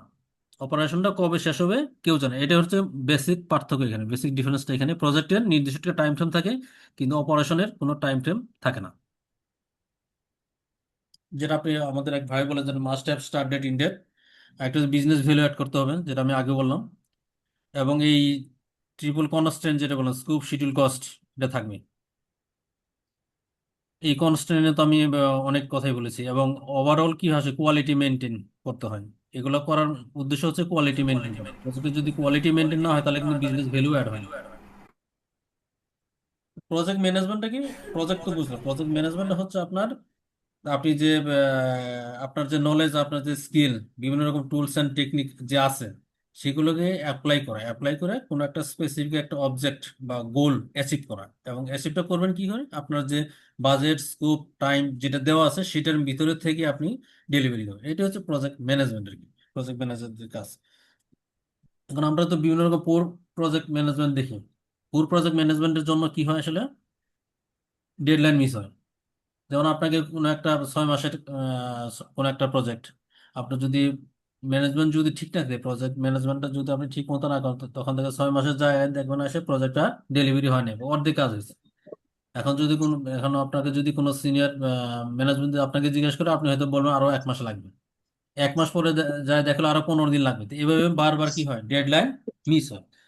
ম্যানেজমেন্টের, প্রজেক্ট ম্যানেজমেন্টটা, প্ল্যানিং সবকিছু যদি মোটামুটি ঠিক থাকে, সেক্ষেত্রে ডেডলাইন মিস হওয়ার চান্সটা একটু কম থাকে। এবং এক্ষেত্রে কস্ট ওভারান, আমাদের প্রজেক্টের ক্ষেত্রে তো দেখি বেশিরভাগ বাংলাদেশের বেশিরভাগ প্রজেক্টের ক্ষেত্রে কস্ট ওভারান পায়। এবং রিওয়ার্ক হয়, একই কাজ বারবার করা লাগে, কাজের কোয়ালিটি ঠিক নাই, যার কারণে কি হয়, একই কাজ বারবার করা লাগে, সবকিছু আনকন্ট্রোলে থাকে, আপনার রেপুটেশন লস হয়ে যায়। যেমন আমাদের যদি নোকিয়ার কথা বলি, নোকিয়া মোবাইল সেট, হ্যান্ডসেটের কথা যদি বলি, এক সময় নোকিয়া ফিচার ফোনের মধ্যে best, one of the best leader পজিশনে ছিল। কিন্তু তারা কিন্তু পরবর্তীতে নিজেদেরকে অ্যাডপ্ট করে নিতে পারে না স্মার্টফোনের সাথে। আজকে কিন্তু নোকিয়ার এই স্মার্টফোন বাজার দখল করে আছে স্যামসাং, অ্যাপল। এখানে কিন্তু নোকিয়া থাকতে পারতো, কিন্তু নোকিয়া কিন্তু তো পারে নাই, তাদের রেপুটেশন লস করছে। তো এই নিজেকে অ্যাডাপ্টেবিলিটি করে নেওয়ার যে ব্যাপারটা, সেটা থাকতে হয়। এখানে আছে বলছে নলেজ এরিয়া, অর্থাৎ আমরা যে একটা ট্রায়াঙ্গেল দেখলাম, এই ট্রায়াঙ্গেলের বাইরে আরো কিছু আছে, যেমন আপনার যে স্কোপ শিডিউল কস্ট, তো আমরা অলরেডি বলছি, যে কোয়ালিটি ওখানেও ছিল, কোয়ালিটি মেনটেন ছিল। এবং এই যে রিসোর্স, অর্থাৎ আপনি এটা হার্ডওয়্যার রিসোর্স হতে পারে, হিউম্যান রিসোর্স হতে পারে। হিউম্যান রিসোর্স ছাড়া তো আর আমি প্রজেক্ট ইমপ্লিমেন্ট করতে পারবেন না। বা কোনো একটা প্রজেক্ট ইমপ্লিমেন্ট করতে গেলে আপনার কোনো একটা হার্ডওয়্যার টুলস লাগে, এটা সফটওয়্যার হতে পারে বা কোনো একটা হার্ডওয়্যার হতে পারে, এই রিসোর্স লাগে, কমিউনিকেশন লাগে। এখন আমাকে একটু বলবেন যে প্রজেক্ট ম্যানেজার সারা দিন যে কাজ করে, তার কোন কাজটায় সবচেয়ে বেশি সময় স্পেন্ড করতে হয়? প্রজেক্ট ম্যানেজারের সারা দিন যে কাজ করে, তার কোন কাজে সবচেয়ে বেশি টাইম স্পেন্ড করতে হয়? কেউ একজন বলতে পারবেন? কমিউনিকেশন। অপারেশনাল কাজে, এই অপারেশনের জন্য, অপারেশনাল দ্যাট মিনস কমিউনিকেশন। অপারেশনের আমরা পার্টে তো যাচ্ছি না, আমরা যাচ্ছি হচ্ছে প্রজেক্টের ক্ষেত্রে। প্রজেক্ট ইমপ্লিমেন্টেশন, আপনার উদ্দেশ্য হচ্ছে প্রজেক্ট ইমপ্লিমেন্ট করা। প্রজেক্ট ইমপ্লিমেন্ট করতে গেলে আপনার আসলে কাজ কি, আপনি প্রজেক্ট ম্যানেজার কি করেন? প্রজেক্ট ম্যানেজার বিভিন্ন রকম স্টেক হোল্ডার সাথে ম্যানেজ করতে হয়। কিন্তু স্টেক হোল্ডার আজকে বিভিন্ন রকম স্টেক হোল্ডার ম্যানেজ করতে হয়, বিভিন্ন আপনার প্রজেক্টের প্রোগ্রেস রিপোর্ট শো করতে হয়। তো এই ডাটাগুলো আপনি কালেকশন করেন কই থেকে? এই ডাটা কিন্তু আপনি নিজে নিজে কালেকশন নিজে নিজে কিন্তু বানাতে পারেন। ডাটা কালেক্ট করতে হয়, আপনার টিম মেম্বারদের কাছে ডাটা কালেক্ট করতে হয়। ডাটা কালেক্ট করে আপনাকে কি করতে হয়, এটা আপনার সিনিয়র ম্যানেজমেন্টকে দেখাতে হয়। অর্থাৎ আপনি এখানে আপনার একটা ব্রিজ হিসেবে কিন্তু কাজ করে প্রজেক্ট ম্যানেজার। হ্যাঁ, প্রজেক্ট ম্যানেজার ব্রিজ হিসেবে কাজ করে। বা ভেন্ডর টু সাপ্লাই টু ক্লায়েন্টের কথা যদি বলি, এখানেও তারা এরকম ক্লায়েন্টের কাছে রিকোয়ারমেন্ট নিয়ে ডেভেলপমেন্টের কাছে, ডেভেলপমেন্ট যখন সেটা রেডি করে সেটা আবার ক্লায়েন্টের কাছে পৌঁছে দিতে। এখানে কমিউনিকেশন ছাড়া আসলে কিছু হয় না। এবং প্রজেক্ট ম্যানেজার কাজের কমিউনিকেশনটার মধ্যে সবচেয়ে বড় একটা পার্ট, 80-90% চলে যায় কমিউনিকেশন। কমিউনিকেশন। এরপর হচ্ছে রিস্ক। প্রজেক্টে রিস্ক থাকে। বিভিন্ন এই রিস্কগুলো একটু আইডেন্টিফাই করে নিতে হয়। যেমন আমরা গত 2-3 মাস, যেটা 2-1 মাস যেটা আমরা দেখলাম, আমাদের একটা ক্রাইসিস ছিল, ফুয়েল ক্রাইসিস। এটা একটা রিস্কি পজিশনে ছিলাম। তো এখন যদি আপনি কোনো যদি প্রজেক্ট ইনিশিয়েট করেন, তো আপনাকে তখন চিন্তা করতে হবে এটা যে সামনে 1 মাস বা 2 মাসে এরকম কোনো কোনো ন্যাশনাল ক্রাইসিস বা কোনো ইন্টারন্যাশনাল কোনো ক্রাইসিস আসবে কিনা, এটা একটু আগে থেকে একটু চিন্তা ভাবনা করে দেবেন। এবং যদি আসে সেই ক্ষেত্রে আপনি সেটাকে অ্যাসেস করবেন, অ্যানালাইসিস করবেন, মানে এটা আসলে প্রায়োরিটি কেমন হবে। এটা কি রিস্কটিকে হাই প্রায়োরিটি হবে নাকি লো প্রায়োরিটি হবে, না রিস্কটিকে আমি বাদ দিতে পারি। আর যে রিস্ক যদি আসে সেটাকে আপনি মিটিগেট করবেন কিভাবে, বা ওই রিস্কের ওনার কে হবে, মানে রেসপন্সটা কে করবে রিস্ক। আপনি তো কাউকে কাস্টোডিয়ান করতে হবে, এই রিস্কের রেসপন্স সে করবে। তো এই রিস্ক গুলো আসে। তো প্রকিউরমেন্ট যেটা বললাম আমরা, কেনাকাটা থাকে প্রজেক্টের ক্ষেত্রে, কেনাকাটা এটা একটা কমন কমন ফেনোমেনা, কেনাকাটা থাকে। তো কেনাকাটার ক্ষেত্রেও আপনার বিভিন্ন রকম প্ল্যানিং থাকে। আর স্টেক হোল্ডার, যেটা বলছে স্টেক হোল্ডার এঙ্গেজমেন্ট, এটা অনেক বড় জিনিস। একটা প্রজেক্টের শুরুতেই স্টেক হোল্ডার এঙ্গেজ করতে হয়। আপনি যে প্রজেক্টই হোক, আপনার স্টেক হোল্ডার এঙ্গেজ করতে হয় প্রজেক্টে একদম শুরুতেই। আমরা সামনে দেখতে পারবো না, আপনার যদি স্টেক হোল্ডার যদি আপনি ঠিক মতো এঙ্গেজ করতে না পারেন, তাহলে প্রজেক্টের মাঝখানে গিয়ে মানে হ্যাম্পার হয়ে যাবে। যেমন মনে করেন আপনি কোনো একটা প্রজেক্ট, এমন একটা প্রজেক্ট শুরু করছেন, আপনার এটা হয়তো রেগুলেটরি বডি এর সাথে ইনভলভ আছে। কোনো একটা প্রজেক্ট মানে রেগুলেটরি বডি, কোনো একটা রেগুলেটরি বডি ইনভলভ আছে। এখন আপনি হয়তো জানেন না যে এটার সাথে রেগুলেটরি বডি আমার এঙ্গেজ করতে হবে। আপনি প্রজেক্টের মনে করেন 6 মাস বা মিড ফেজে চলে আসছেন, আসার পরে দেখছেন যে আপনি কোনো একটা ডিসিশন নিতে পারতেছেন না। পরে খোঁজ নিয়ে দেখেন যে এটা আসলে তো এটা আমি এই ডিসিশন নেওয়ার ক্ষমতা আমার নেই, এটা তো রেগুলেটরি বডির কাছে নিতে হবে। তো তখন আপনি যাবেন রেগুলেটরি বডির কাছে। তখন দেখেন প্রজেক্টে অলরেডি আপনার একটা মিড ফেজে চলে আসছেন, আপনার আছে হাফ ডান করে ফেলছেন। তো তখন কিন্তু আপনি এই রেগুলেটরি বডির কাছে যখন যাবেন, তখন কিন্তু আপনার তার কাছ থেকে যে রেসপন্সটা বলে ভালো রেসপন্স পাবেন না, কারণ তাকে ইনভলভ করার দরকার ছিল শুরুতেই। এই জন্য স্টেক হোল্ডার এঙ্গেজমেন্ট খুব ভাইটাল ইস্যু। এবং প্রত্যেকটা ফেজে overall the project, through out the প্রজেক্টে আপনি স্টেক হোল্ডারকে এঙ্গেজ করতে হয়। মানে একটা এটা দেখার নলেজ এরিয়া বলার উদ্দেশ্য হচ্ছে আপনার প্রজেক্ট করতে গেলে এই এরিয়াগুলো লাগে, একটা প্রজেক্ট ইমপ্লিমেন্টেশন করতে গেলে। আচ্ছা, এটা দেখেন একটা কোর্স আউটলাইনের একটা পার্ট। এটা এটা একটু ভালোভাবে দেখবেন। দেখেন উপরে বলা আছে, এটা হচ্ছে পিএমআই পিএমবক 8 থেকে নেওয়া। এটা mapping project management focus area and performance domain. এই যে 7টা যেটা দেখতেছেন, এটা হচ্ছে পারফরমেন্স ডোমেন বলতেছে। এটা পারফরমেন্স, আগে এটা পারফরমেন্স ডোমেন হিসেবে ছিল না। পিএমবক 7 থেকে এটাকে পারফরমেন্স ডোমেন বলে। আগে ছিল প্রসেস আর কি, স্যার নলেজ। এটা এটা একটু জুম করেন স্যার, এটা বোঝা যাচ্ছে না স্যার। জি।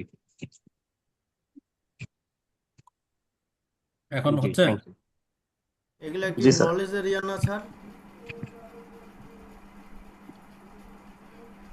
জি, এখন বোঝা যাচ্ছে। হুম, এইখানে দেখেন এই উপরে আছে হচ্ছে ইনিশিয়েটিং, প্ল্যানিং, এক্সিকিউশন, মনিটরিং এবং ক্লোজিং। এটা হচ্ছে একটা ফেজ, 5টা ফেজ। প্রত্যেকটা প্রজেক্টে পিএমআই এভাবে 5টা ফেজে ভাগ করছে। মানে আপনি কোনো একটা প্রজেক্ট যখন শুরু করেন, সেটা হচ্ছে ইনিশিয়েটিং ফেজ বলে।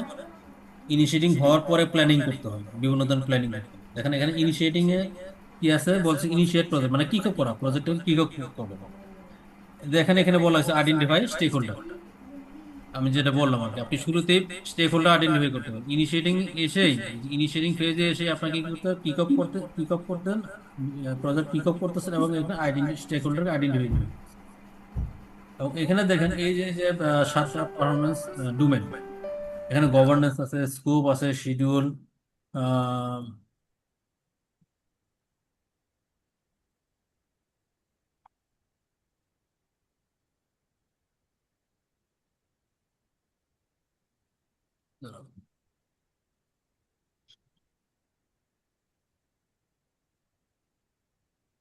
শিডিউল, ফাইন্যান্স,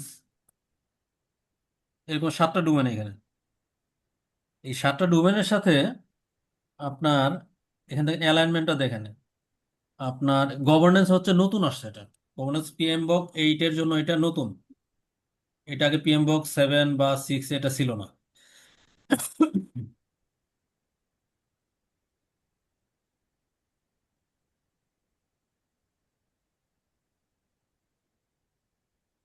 কারণ গভর্নেন্স হচ্ছে আপনার, গভর্নেন্স যদি ঠিক না থাকে, প্রজেক্টের গভর্নেন্স যদি ঠিক না থাকে, সেই ক্ষেত্রে কিন্তু আপনি প্রজেক্টটাকে আপনার সাকসেসফুল করা, বিজনেস ভ্যালু অ্যাড করা অনেক কঠিন কাজ। এবং এই গভর্নেন্সটা দেখেন আপনার প্রত্যেকটা ফেজের মধ্যে আছে, এই যে প্রত্যেকটা ফেজের মধ্যে আছে গভর্নেন্স। এরপর হচ্ছে আপনার প্ল্যানিং। প্ল্যানিং এর ক্ষেত্রে দেখেন এই যে পারফরমেন্স ডোমেন গুলো দেওয়া আছে। এই পারফরমেন্স ডোমেনের ক্ষেত্রে আপনার এখানে যে প্রত্যেকটারই প্ল্যানিং করতে হয়। যেমন আপনার কমিউনিকেশন ম্যানেজমেন্ট প্ল্যান বলে, শিডিউল ম্যানেজমেন্ট প্ল্যান বলে, ফাইন্যান্সের প্ল্যান বলে, অর্থাৎ আপনার সেম যদি আমি বলি কমিউনিকেশন ম্যানেজমেন্ট প্ল্যান। তো কমিউনিকেশনের ক্ষেত্রে কি করবেন? কমিউনিকেশন ক্ষেত্রে আপনার মনে করেন আপনি আপনার টিমের সাথে কমিউনিকেশন হয় একরকম ভাবে, আবার আপনার সিনিয়র ম্যানেজমেন্টের সাথে হয় একরকম ভাবে, আপনার ক্লায়েন্টের সাথে হয় আরেক রকম ভাবে।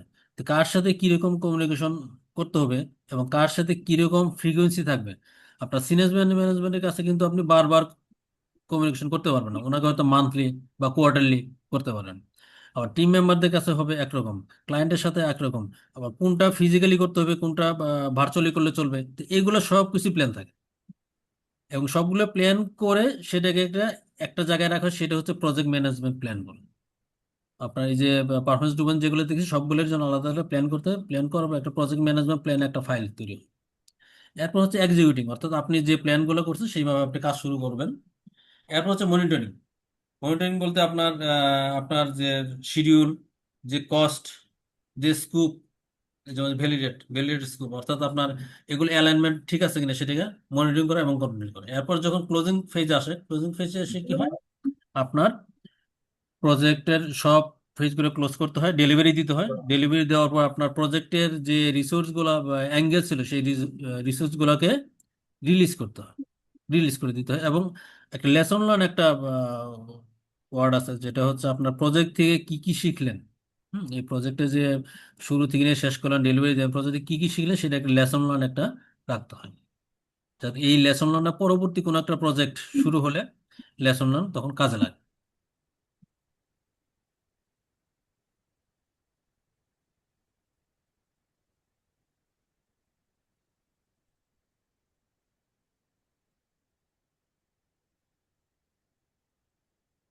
আচ্ছা, ফেজ আমরা উপরে দেখতেছিলাম, ওইটা একটু ইন ডিটেলস আছে আমরা। তো প্রজেক্টের ফেজ আসলে হচ্ছে পাঁচটা phase: initiating, planning, executing, monitoring, closing. যেটা ইনিশিয়েটিং বললাম, স্টেক হোল্ডারকে আইডেন্টিফাই করতে হয়। আরেকটা হচ্ছে প্রজেক্ট চার্টার বলে। প্রজেক্ট চার্টার সম্বন্ধে কারো আইডিয়া আছে? প্রজেক্ট চার্টার, যারা গভর্নমেন্ট সার্ভিস করেছেন, গভর্নমেন্ট প্রজেক্টে আছেন, প্রজেক্ট চার্টার ব্যাপার, প্রজেক্ট চার্টার আইডিয়া আছে কি? প্রজেক্ট প্রজেক্ট চার্টার চার্টার কি মিন্স গ্যান্ট মানে চার্টকে বোঝাচ্ছে স্যার? অ্যাক্টিভিটিস গুলো। না না, প্রজেক্ট চার্টার জ্ঞান চার্ট প্রজেক্ট আলাদা। চার্টার হচ্ছে না, একটা প্রজেক্ট ইনিশিয়েটর, প্রজেক্ট কিভাবে হচ্ছে মানে সামারি আর কি। মানে প্রজেক্টে আচ্ছা, আমি একটু কাজের বলি, উপরে হ্যাঁ, ওই তো কাছাকাছি। আমার কোন মডিউলের পরে কোন মডিউল আমি শেষ করবো, এই প্ল্যানিংটাই করবো। না না, ওইটা না, ওইটা হচ্ছে জ্ঞান চার্ট। ওটা কি জ্ঞান চার্ট, কোন কোন ফেজের পর কোন ফেজ শুরু হবে, ওটা জ্ঞান চার্টের মধ্যে পড়া যায়। আমি একটু বলি, প্রজেক্ট চার্টার হচ্ছে এটাও আপনার ইনিশিয়েটিং ফেজে তৈরি করতে হয়, অর্থাৎ এখানে হাই লেভেল ডেফিনেশন, এটা একদম ব্রড ওয়েতে থাকে, কোনো ডিটেলস কিছু থাকে না। অর্থাৎ এখানে আপনার একটা টপ শিট মনে করেন, টপ শিট তৈরি করেন আমরা কোনো একটা রিপোর্টের ক্ষেত্রে আপনাদের আগে প্রথমে একটা টপ শিট তৈরি করি, জিনিসটা এরকম। অর্থাৎ আপনার প্রজেক্টের নাম থাকবে ওখানে, এটা কি প্রজেক্ট, এটা ডোনার কারা, স্পন্সর কারা, সেটা থাকবে, এবং এর বাজেট কত সেটা থাকে, এটা স্কোপ কি সেটা থাকে। ইন ডিটেলস কিছু থাকবে না, স্কোপ তো অনেক বড় স্কোপ থাকতে পারে, কিন্তু ওটা থাকবে একদম হাই লেভেলে, যাতে 3-4 লাইন 5 লাইন পড়লে বোঝা যায়। এটা জাস্ট প্রজেক্ট স্যার ওই ম্যানেজার, টপ টেস্ট টাইপের আর কি। হ্যাঁ হ্যাঁ, প্রজেক্ট প্রজেক্ট স্টার্ট ম্যানেজার কি, date, start date, expected end date এটাও থাকবে। হ্যাঁ হ্যাঁ হ্যাঁ, থাকবে থাকবে থাকবে থাকবে। তো এটা হচ্ছে প্রজেক্ট চার্টার, এক এটা আপনি নজরে শুরুতেই প্রজেক্ট তৈরি করতে হবে। নাকি স্যার? স্যার আমরা এরপর আমরা যেটা স্যার ওই যে করি স্যার আইপিপিআর করি, যেটা ইন্ডিভিজুয়াল প্রজেক্ট প্রোগ্রেস রিপোর্ট যেটা আমরা করি আর কি। তো সেটা তো আমরা টপ পেজে তো প্রজেক্ট হ্যান্ড ওভার হ্যাঁ ডেট স্টার্ট মানে ডেট ওটা আপনি হ্যাঁ মানে মাইলস্টোন। প্রোগ্রেস রিপোর্টের জন্য আপনি টপ শিট করতেছেন, জি প্রজেক্ট জি রিপোর্টের জন্য টপ শিট করেন, কিন্তু ওইটা আবার আলাদা আর কি, প্রজেক্ট চার্টারটা আলাদা, এটা কোনো প্রজেক্ট স্যার আপনার প্রোগ্রেস কাছে রিপোর্ট। কোনো প্রজেক্ট, আপনার কাছে কোনো প্রজেক্ট চার্টার বা টপশিট আছে দেখানোর মতো? প্রজেক্ট চার্টার আছে, কিন্তু এই মুহূর্তে আমার এখানে রেডি করা আছে ও কিনা এটা দেখতে হবে। আচ্ছা।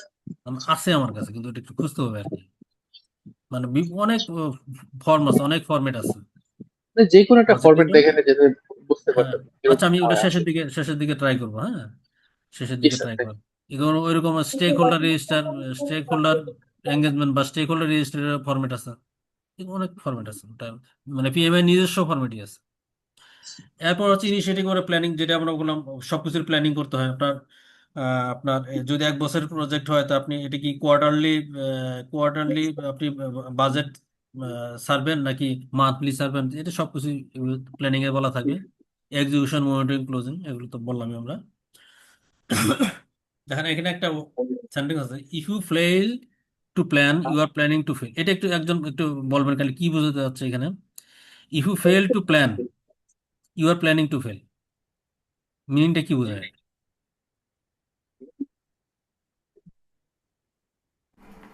এটা একটা প্রজেক্টের লাইফ সাইকেল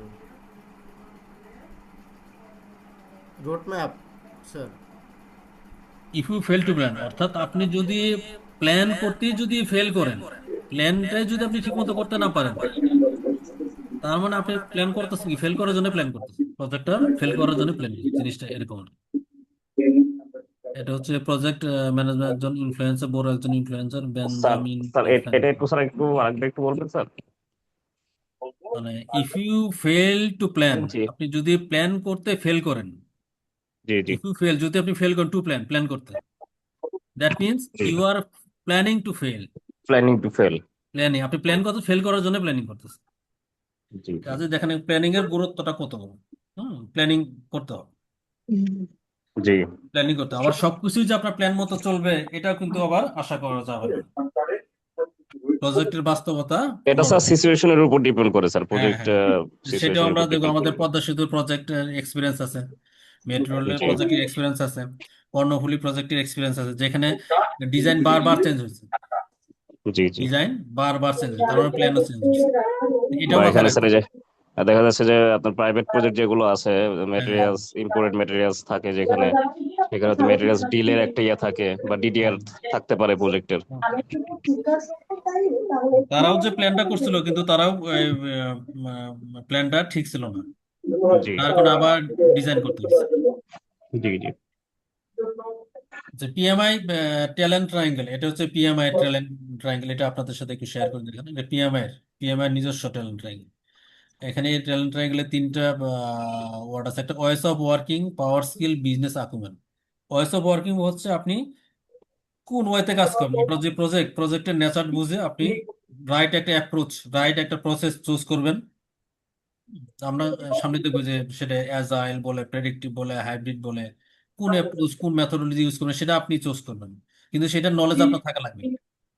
পিএমআই বলতেছে যে আপনি একজন প্রজেক্ট ম্যানেজার হিসেবে আপনাকে ওয়েস অফ ওয়ার্কিং জানতে হবে। এরপর হচ্ছে পাওয়ার স্কিল, আপনার ইন্টারপার্সোনাল স্কিল থাকা লাগবে, আপনার লিডারশিপ স্কিল ভালো থাকতে হবে, কমিউনিকেশন স্কিল ভালো থাকতে হবে, হ্যাঁ, মেন্টরিং ভালো থাকতে, একটি লিসেনার হতে হবে, এই স্কিলগুলো আপনার থাকা লাগবে। স্টেক হোল্ডার কিভাবে এঙ্গেজ করবেন সেটা আপনার জানা লাগবে। এরপর হচ্ছে বিজনেস আকুমেন। বিজনেস আকুমেন বলতে আপনার এই যে আপনি যে কাজগুলো করতে, সেটা বিজনেসের সাথে, বিজনেস স্ট্র্যাটেজির সাথে অ্যালাইন থাকতে হবে। বিজনেস স্ট্র্যাটেজির সাথে যদি অ্যালাইন না হয়, তাহলে প্রজেক্টের আসলে কোনো কোনো কোনো মূল্য নাই, বিজনেস ভ্যালু অ্যাড করতে। এবং দেখেন এই যে সোশ্যাল রেসপন্সিবিলিটি, ওদের এই ট্রায়াঙ্গেলটা এটা আগে থেকেই ছিল, কিন্তু সোশ্যাল রেসপন্সিবিলিটিটা রিসেন্ট অ্যাড করছে। দেখেন প্রত্যেকটাতে আছে কি আছে, সোশ্যাল রেসপন্সিবিলিটি। ব্যাকগ্রাউন্ডে কথা সোশ্যাল আসতেছে, ক্লিয়ার শোনা সোশ্যাল যাচ্ছে না। রেসপন্সিবিলিটি জিনিসটা হচ্ছে আপনার মিউট প্রজেক্টের করা যাবে, খাতিরে অনেকেই যে আপনি প্রজেক্ট করবেন এমন মিউট না, করে রাখছে। প্রজেক্টের খাতিরে প্রজেক্ট করা যাবে না, প্রজেক্ট করবেন আপনি বিজনেস ভ্যালুকে অ্যাড করার জন্য, সোসাইটিতে আপনার যেন যেন কন্ট্রিবিউশন থাকে, সোসাইটিতে আপনি ভ্যালু অ্যাড করবেন, সেটাকে সাস্টেনেবল হইতে হবে। আপনি একটা প্রজেক্ট লঞ্চ করলেন, 6 মাস পরে ওই প্রজেক্ট, 6 মাস আপনি বেশ বিজনেস রেভিনিউ আর্ন করে আপনি ফেল করে চলে গেলেন, তাই আলটিমেটলি কি হলো? সোসাইটিতে আপনি কোনো কন্ট্রিবিউশন রাখতে পারেন না, বা এমন কোনো প্রজেক্ট তৈরি করেছে যেটা সোসাইটির জন্য ব্যাড ইম্প্যাক্ট পড়ে। এগুলো করা যাবে না, ওটা সোশ্যাল রেসপন্সিবিলিটিকে খুব গুরুত্ব দেবে। প্রজেক্টের মধ্যে বিভিন্ন রকম টুলস আছে, এটার নামগুলো আপনারা জেনে থাকতে পারেন। মাইক্রোসফট প্রজেক্ট, জিরা, প্রাইমাভেরা, P6, বিভিন্ন রকম টুলস ইউজ হয়। মাইক্রোসফট প্রজেক্ট সবচেয়ে বেশি পপুলার। আমরা একটু দেখি পদ্মা সেতুটা যদি দেখি, পদ্মা সেতুর ক্ষেত্রে যেটা হয়েছে, আমরা যেটা বললাম, আমরা ডিজাইন কয়েকবার চেঞ্জ, এত বড় প্রজেক্টের এক্সপিরিয়েন্স কিন্তু আমাদের দেশে নাই। হ্যাঁ, এত বড় প্রজেক্টে যেটা অ্যামাজনের পরেই হচ্ছে পদ্মা সেতু খরস্রোতা, পদ্মা সেতু খরচ অ্যামাজনের পরেই। এখানে প্রত্যেকটা পিলারের ডেপথ ছিল 122 মিটার, এবং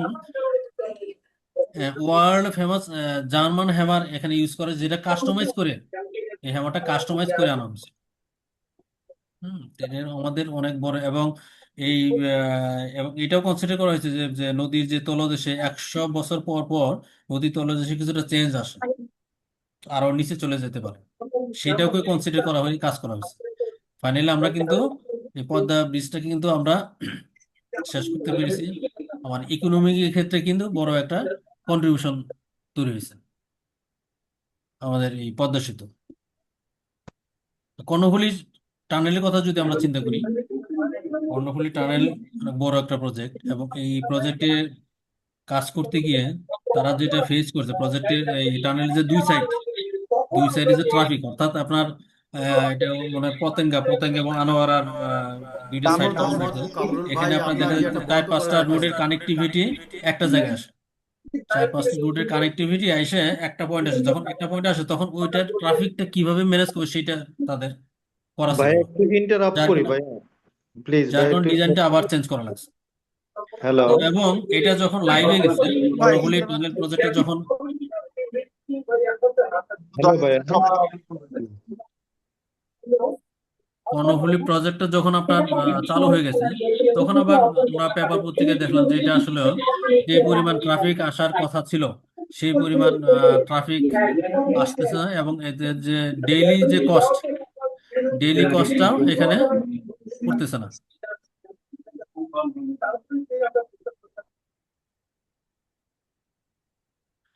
আমরা যারা কথা বলতেছি কাইন্ডলি একটু মিউট করবেন, হ্যাঁ, কাইন্ডলি মিউট করবেন।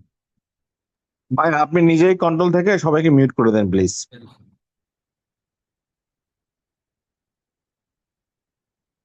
এগুলো আসলে এক্সপিরিয়েন্স শেয়ার করার উদ্দেশ্য হলো প্রজেক্ট ম্যানেজমেন্টটা আপনার যখন পিএমপি করবেন তখন বড় বড় প্রজেক্টটা মাথায় নিয়ে একটু চিন্তা ভাবনা করবেন, সেই ক্ষেত্রে হয় কি আপনার প্রজেক্টের বুঝতে সুবিধা হবে।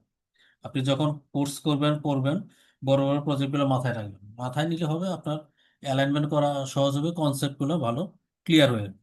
এই জন্য এটা শেয়ার করা।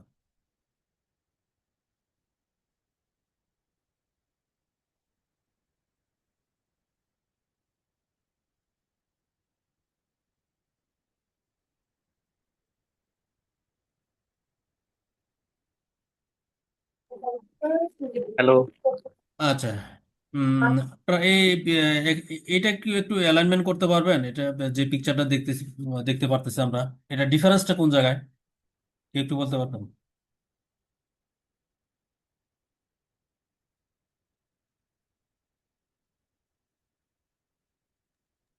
একটা সিকোয়েন্স ঠিক ছিল, ডিফারেন্সটা হচ্ছে প্ল্যান ঠিক ছিল তো, আর একটা প্ল্যান ঠিক নাই সেকেন্ডারি প্রথমে। এজেন্টটা আমি প্রতিটা স্টেজে ইউজ করতে পারতেছি, বাট আইটারেটিভ যেটা প্রিডিক্টিভ যেটা সেটা প্রতিটা স্টেজে আমি ইউজ করতে পারতেছি না। হ্যাঁ হ্যাঁ, ঠিক আছে, থ্যাংক ইউ। দেখেন এখান থেকে আমরা দেখেন আপনার এই যে দেখেন এখানে তার হ্যাপিনেস কেমন, তার হ্যাপিনেস কেমন, তার হ্যাপিনেস এখানে এসে তার হ্যাপিনেসটা ভালো হয়েছে। হ্যাঁ, স্যার এটা আমি বলতে পারি যে এখন থেকে যে ইটারেটিভ ডেটা মানে এটা কাজটা শুরু করছে, সে ফার্স্ট জি, থেকে কাজটা শুরু করছে, শুরু করতে করতে এক পর্যায়ে সে সাকসেসফুল হয়েছে। হ্যাঁ, আর ডেলিভারি দিছে। জি জি ডেলিভারি করেছে, মানে সাকসেসফুল ভাবে শেষ হুম করেছে আর কি। হুম হুম। আর ইনক্রিমেন্টাল যেটা সেটা এটা স্যার বুঝি নাই স্যার। ওইটা চেঞ্জ বুঝতে হয়েছে, পেরেছি। এক একটা বারবার প্ল্যানটা চেঞ্জ হয়েছে। প্ল্যান চেঞ্জ হয়েছে। না, প্ল্যান চেঞ্জ বিষয়টা এরকম না। জি প্রতিটা যেমন স্টেজে ইমপ্রুভ আসছে, হ্যাঁ স্পিড হ্যাঁ হ্যাঁ বাড়ছে, ইমপ্রুভ প্রতিটা আসছে, স্টেজে প্রত্যেকটা স্টেজে ইমপ্রুভমেন্ট ইমপ্রুভ আসছে, আসছে। এটা জি হচ্ছে জি ফ্যাক্ট। হ্যাঁ, ইমপ্রুভ আচ্ছা আসছে। আচ্ছা মানে আপনি একটা এক্সাম্পল যদি বলি, মনে করেন আপনার নতুন একটা অর্গানাইজেশনে জয়েন করছেন, জি যেখান থেকে আপনাকে একটা গাড়ি দেওয়ার কথা, মনে করেন আপনাকে একটা গাড়ি দেওয়ার কথা, গাড়ি অ্যাভেল করতে পারবেন। সেই গাড়িটা হয়তো আপনি গাড়িটা তো জয়েন করার সাথে সাথে হয় না যে 1 মাস আপনার সময় লাগবে। তা আপনার পোস্টিংটাও এমন এক জায়গায় যেখান থেকে আপনি পাবলিক ট্রাফিকে আপনি যাতায়াত করতে পারতেছেন, পাবলিক ট্রাফিক আপনি যাতায়াত করতে পারতেছেন। তো সেই ক্ষেত্রে হয়তো আপনার অর্গানাইজেশন থেকে চিন্তা করলো যে আপনাকে আপনাকে তো আর প্রাইভেট কার বা গাড়ি এই মুহূর্তে দিতে পারতেছে, 1 মাস সময় লাগে, আপনাকে একটা সাইকেল বা মোটর সাইকেল দিল, আমি এটা দিয়ে যাতায়াত করতে পারি।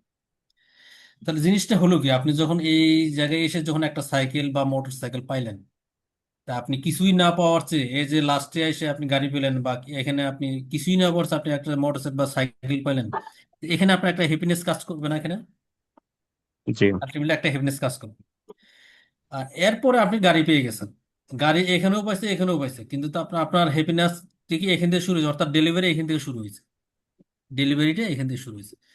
জিনিসটা এটা বলার উদ্দেশ্য হচ্ছে, এটাকে বলে অ্যাজাইল। এটা হচ্ছে অ্যাজাইল মানে incremental delivery, incremental delivery, frequent delivery.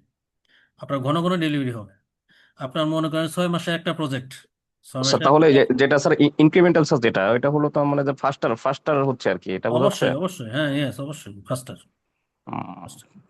হ্যাঁ, জি এবং এটা কোনো সিঙ্গেল ডেলিভারি না, এটা হচ্ছে উপরেটা হচ্ছে সিঙ্গেল ডেলিভারি, উপরেটা এটা হচ্ছে জি জি ফ্রিকোয়েন্টলি ডেলিভারি হচ্ছে আপনার 15 দিন পর পর ডেলিভারি হতে পারে, 1 মাস পর পর ডেলিভারি হতে পারে।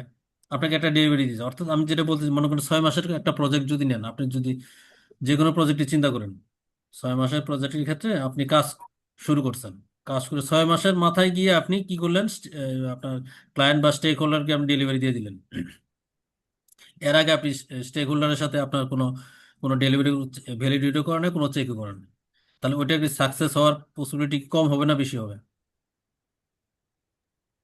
কম হবে। অবভিয়াসলি কম বেশি। হবে।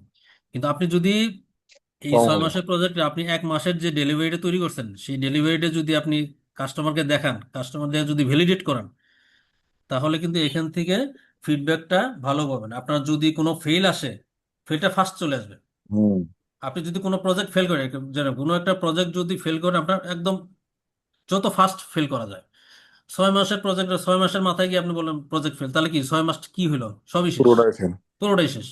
কিন্তু সেটা যদি আপনি 1 মাসের মাথায় এসে বুঝতে পারেন না আমার প্রজেক্ট হচ্ছে না, তাহলে আবার ওখান থেকে প্রজেক্ট হবে স্টার্ট না, করা হবে। তাহলে আপনার কি সবকিছু বাজেট বলেন, রিসোর্স বলেন, কম ইউটিলাইজ হলো।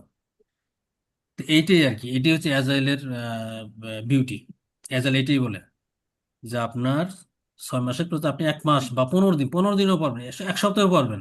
আপনি যতটুকু ডেলিভারি তৈরি করছেন, এটাই আপনি কাস্টমারকে দিন, দেখেন কাস্টমারের কাছ থেকে কি ফিডব্যাক আসে। কাস্টমার কাছে যদি ভালো ফিডব্যাক এসে দেন, আপনি নেক্সট ডেলিভারিতে চলে যাবেন। বা কাস্টমার কাছে যদি কোনো গ্যাপ চলে আসে, যে আমার রিকোয়ারমেন্টের সাথে আপনার ডেলিভারি একটা গ্যাপ, ওটা তো আপনি কুইকলি তখন আপনি মিটিগেট করতে পারবেন। কিন্তু 6 মাসের মাথায় গিয়ে যখন পুরো প্রজেক্টে যখন ফেল করে, তখন ওইটা করতে আবার 6 মাস লাগবে। এটাই হচ্ছে অ্যাজাইল। আর প্রিডিক্টিভ অ্যাটিটিউডের ক্ষেত্রে এই ডেলিভারি হয় আসলে সিঙ্গেল সিঙ্গেল ডেলিভারি হয়। যেমন আপনার কনস্ট্রাকশন প্রজেক্টের ক্ষেত্রে এখানেও অ্যাজাইল ইউজ করা যায়। মনে করেন আপনি 6 তলা একটা বাড়ি করবেন 5 কাঠার উপর, এখানে কিন্তু আপনার পিলার হয়ে গেলে সেই পিলার চেঞ্জ করা কিন্তু কঠিন, এত সহজ জিনিস না। 10টা পিলার পরে আপনি 9টা করবেন বা একটা বাড়াবেন, এত সহজ জিনিস না। এটি হচ্ছে আপনাদের, মানে আপনার স্যাটিসফ্যাক্টরি, কাস্টমারকে স্যাটিসফ্যাক্টরি করতে হবে। এবং আপনি কনস্ট্রাকশন প্রজেক্টে যদি হয়, আপনি কাস্টমারকে দেখায় নিবেন যে আপনার মনে করেন আপনার একটা ফ্ল্যাট, মনে করেন একটা ফ্ল্যাট ডেমোর মধ্যে একটা ফ্ল্যাট রেডি করে আপনি দেখাবেন যে সব ফ্ল্যাটে আপনার এরকম হবে, সব ফ্ল্যাটের ইন্টেরিয়র ডিজাইন এরকম হবে। তখন কিন্তু কাস্টমার বুঝতে পারে। আপনি যদি সব ইন্টেরিয়র একসাথে করে ফেলে তারপর যদি কাস্টমারকে বলেন যে আপনার ফ্ল্যাট বুঝে নেন, তখন কিন্তু সমস্যা দূর হতো। এটুকু তো আমি রিলেট করতে পারছি আপনাদেরকে। জি জি। স্যার। কোর্স আউটলাইনের ক্ষেত্রে এই যে যে আমরা বললাম প্রেডিক্টিভ, অ্যাজাইল, হাইব্রিড। প্রেডিক্টিভ হচ্ছে যেটা বললাম আপনার, অর্থাৎ সবকিছু প্ল্যান করা থাকে, প্ল্যান করা আছে, আপনার রিকোয়ারমেন্ট আপনি জানেন, আপনার রিকোয়ারমেন্ট জানেন, প্ল্যান সবই সেই মোতাবেক আপনি আগাবেন। এটা বলে প্রেডিক্টিভ। ওয়াটারফল, পানি যে উপরে থেকে নিচের দিকে পড়ে, এটা তো পানি থেকে আপনি তার ইচ্ছা করলে উপরের দিকে নিতে পারবেন না, পানি সবসময় নিচের দিকেই পড়ে। এটা হচ্ছে প্রেডিক্ট, আপনি ওই একই গতিতে যাবেন। অ্যাজাইলটা হচ্ছে কি, অ্যাজাইলের উদ্দেশ্যটা হচ্ছে আপনার এখানে কোনো চেঞ্জ আসতেই পারে, চেঞ্জ আসলে অ্যাকসেপ্ট করতে হবে, চেঞ্জ আসলে অ্যাকসেপ্ট করতে হবে এবং আপনি ফ্রিকোয়েন্টলি ডেলিভারি দিবেন, কাস্টমার ফিডব্যাক নেবেন, কাস্টমার ফিডব্যাক নিতে হবে দ্রুত দ্রুত, কাস্টমার ফিডব্যাক, কাস্টমার সাথে কোলাবোরেশন হয়ে কাজ করবে। এটা হচ্ছে অ্যাজাইল। আর হাইব্রিড হচ্ছে আপনার প্রিডিক্ট এবং অ্যাজাইল দুইটা মিলে যখন কাজ করে সেটা হচ্ছে হাইব্রিড। স্যার ওই যে এজাইল, যেটা এজাইল হ্যাঁ আমাদের দেখা হচ্ছে যে একটা ডিজাইন আছে, ডিজাইনটা চেঞ্জ হবে বা মডিফাই হবে, তো সেক্ষেত্রে চেঞ্জ রিকোয়েস্ট আসতে পারে। হ্যাঁ আসতেই পারে। হ্যাঁ, বা বা এটার সাথে টাইম প্লাস কস্টেরও একটা বিষয় হ্যাঁ থাকে। অবশ্যই, হ্যাঁ হ্যাঁ হ্যাঁ থাকে। তো সেক্ষেত্রে আপনার তো এটাই তো এজাইলের মধ্যে পড়ে। হ্যাঁ হ্যাঁ হ্যাঁ চেঞ্জ আসতে পারে। আপনি কোনো একটা প্রজেক্ট করতেন, আপনি মানে এখন ক্লায়েন্ট চেঞ্জ দিব, মানে একটা সিআর রিকোয়েস্ট দিবে আপনাকে, চেঞ্জ রিকোয়েস্ট একটা দিল আপনাকে। জি এখন চেঞ্জ দেওয়াই মানে যে আপনি হুটার চেঞ্জ করে ফেলেন জিনিসটা, এরকম না। জি ওই সিআরটা নিয়ে আপনার কাস্টমার সাথে বসতে হবে যে আপনি আসলে কোন কোন জায়গায় চেঞ্জ কি জন্য চান, এটা ইম্প্যাক্ট কোন জায়গায়, এটা এটা বুঝতে জি। হবে, কাস্টমারকে নিয়ে এটা বুঝতে হবে। ওই দেওয়া যখন আপনি কাস্টমারকে নিয়ে বসবেন তখনই দেখুন 50% সলভ হয়ে গেছে। এটা হয়। কাস্টমার তো তো স্যার সবসময় যে অ্যাজ আ সবকিছু যে ঠিকঠাক মতো যে আপনাকে রিকোয়ারমেন্ট দিবে এরকম না। কাস্টমার যখন বসবেন দেখো যে 50% অলরেডি এর ভিতরে আছে, এটা লাগতেছে না। আর যে চেঞ্জ সেটা আপনার ওই ক্ষেত্রে আপনার স্কোপ চেঞ্জ হবে, ওই ক্ষেত্রে কিছু কস্ট বাড়তে পারে, তো সেটা কষ্ট করতে পারে, ক্লায়েন্টকে টাইম টাইম ইনফর্ম করতে বাড়তে হবে। পারে। হ্যাঁ টাইম বাড়তে স্যার পারে, তাহলে কাস্টমারকে জানাইতে হবে, কারণ এই স্যার খরচটা অ্যাজাইল কই আর থেকে আসবে, হাইব্রিড, এই অ্যাজাইল খরচটা আর কই থেকে হাইব্রিডের আসবে সেটা কাস্টমারকে জানাতে হবে। জানাতে হবে, জি জি। এটা তাহলে অ্যাজাইলের উপর পুরো একটা বই আছে, হ্যাঁ প্রিডিক্টিভটা অ্যাজাইল প্র্যাকটিসের উপর পুরো বই আছে, এবং অ্যাজাইলের উপর আপনার 30% কোশ্চেন থাকে। অ্যাজাইলের উপর 30 to 40% কোশ্চেন থাকে পিএমপিতে। আগে আরো বেশি ছিল, প্রিডিক্টিভ আগে আরো প্রিডিক্টিভ আর বেশি ছিল। ওয়াটারফলে তাহলে চেঞ্জ হবে না, প্রিডিক্টেবল বা চেঞ্জ ওয়াটারফলে করা যে কঠিন, কঠিন, মানে ওয়াটারফল প্রেডিক্টিভে চেঞ্জ করা কঠিন, চেঞ্জ হতে পারে কিন্তু করা প্রিডিটারমাইন। কঠিন। আচ্ছা, স্যার অ্যাজাইল আর হাইব্রিডের কস্টলি। মধ্যে পার্থক্য কি তাহলে? অ্যাজাইল আর হাইব্রিড না, হাইব্রিড তো আপনার দুইটার কম্বিনেশন, এই দুইটা মিলে কম্বিনেশন। হচ্ছে হাইব্রিড। অ্যাজাইল তো শুধু অ্যাজাইলে, আর দুইটা মিলে হচ্ছে আপনার যে প্রজেক্টে আপনার প্রেডিক্টিভ এবং অ্যাজাইল দুইটা ইউজ হয়, থাকতেই পারে। তাহলে এজাইল আর হাইব্রিডের মধ্যে আমরা ধরতে পারি হাইব্রিডটা হচ্ছে আরো ডেভেলপ, মানে হাইব্রিডটা আরো অ্যাকসেপ্টেবল। হইতে পারে। এখন এটা আপনার প্রজেক্টের নেচারের উপর আপনি কাজ করবেন। আমি যে আগে একটা দেখাইছি না, ওয়েস অফ ওয়ার্কিং, আপনার কি প্রজেক্ট, কি নেচারের প্রজেক্ট, আপনি কি অ্যাপ্রোচ ইউজ করবেন সেটা আপনার ব্যাপার। এটা কেউ আপনাকে পিএমআই আপনাকে বলে দিবে না। আপনি বলতেছেন আপনি অ্যাজাইলি করবেন, বলবেন আপনি প্রেডিক্টিভ করবেন, বলবেন আপনি হ্যাবিট করবেন, সেটা আপনার চয়েস, মানে এটা আপনার ওয়েস অফ প্রজেক্টের উপর, ওয়ার্কিং। প্রজেক্ট হ্যাঁ কি প্রজেক্টের টাইপের নেচারের প্রজেক্ট উপর। এটার উপর ডিপেন্ড করবে। জি জি অবশ্যই, প্রজেক্টের নেচারের উপর আপনি কাজ জি করবেন। যেমন আপনাদের আমাদের ব্রিজ গুলো যে দেখি টুল কালেকশন হয় না, টুল কালেকশন যে করে ওখানে তো সফটওয়্যার ইউজ হয়। তো সফটওয়্যার জিনিসটা তো আসলে অ্যাজাইলের সাথে সবচেয়ে বেশি যায় আরো। তো ওখানে আপনাকে হাইব্রিড বলতে পারেন, কিন্তু এটা কিন্তু হাইব্রিড প্রজেক্ট বলতে পারেন এরকম। আচ্ছা, ডোমেনের ক্ষেত্রে এই তিনটা ডোমেনের উপর কোর্স এবং পরীক্ষা হয় এই তিনটা ডোমেনের উপর। একদম ব্রড লেভেলে যদি বলে, এই তিনটা পিপল প্রসেস বিজনেস, এই তিনটা ডোমেনের উপর পরীক্ষা হবে। প্রসেস হচ্ছে এই তিনটা, এই তিনটা হচ্ছে প্রসেস, এই তিনটা হচ্ছে প্রসেস,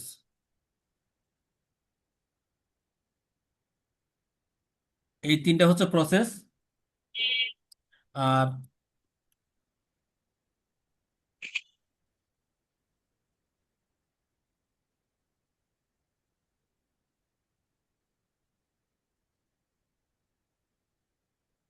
এই তিনটা হচ্ছে ডোমেন, পিপল প্রসেস ডোমেন। অর্থাৎ পিপলটা বলতে আপনার যে এখানে টিম নিয়ে আলোচনা, team stakeholder, human resource, এটা হচ্ছে পুরাটা হিউম্যান রিসোর্সের উপর থাকে।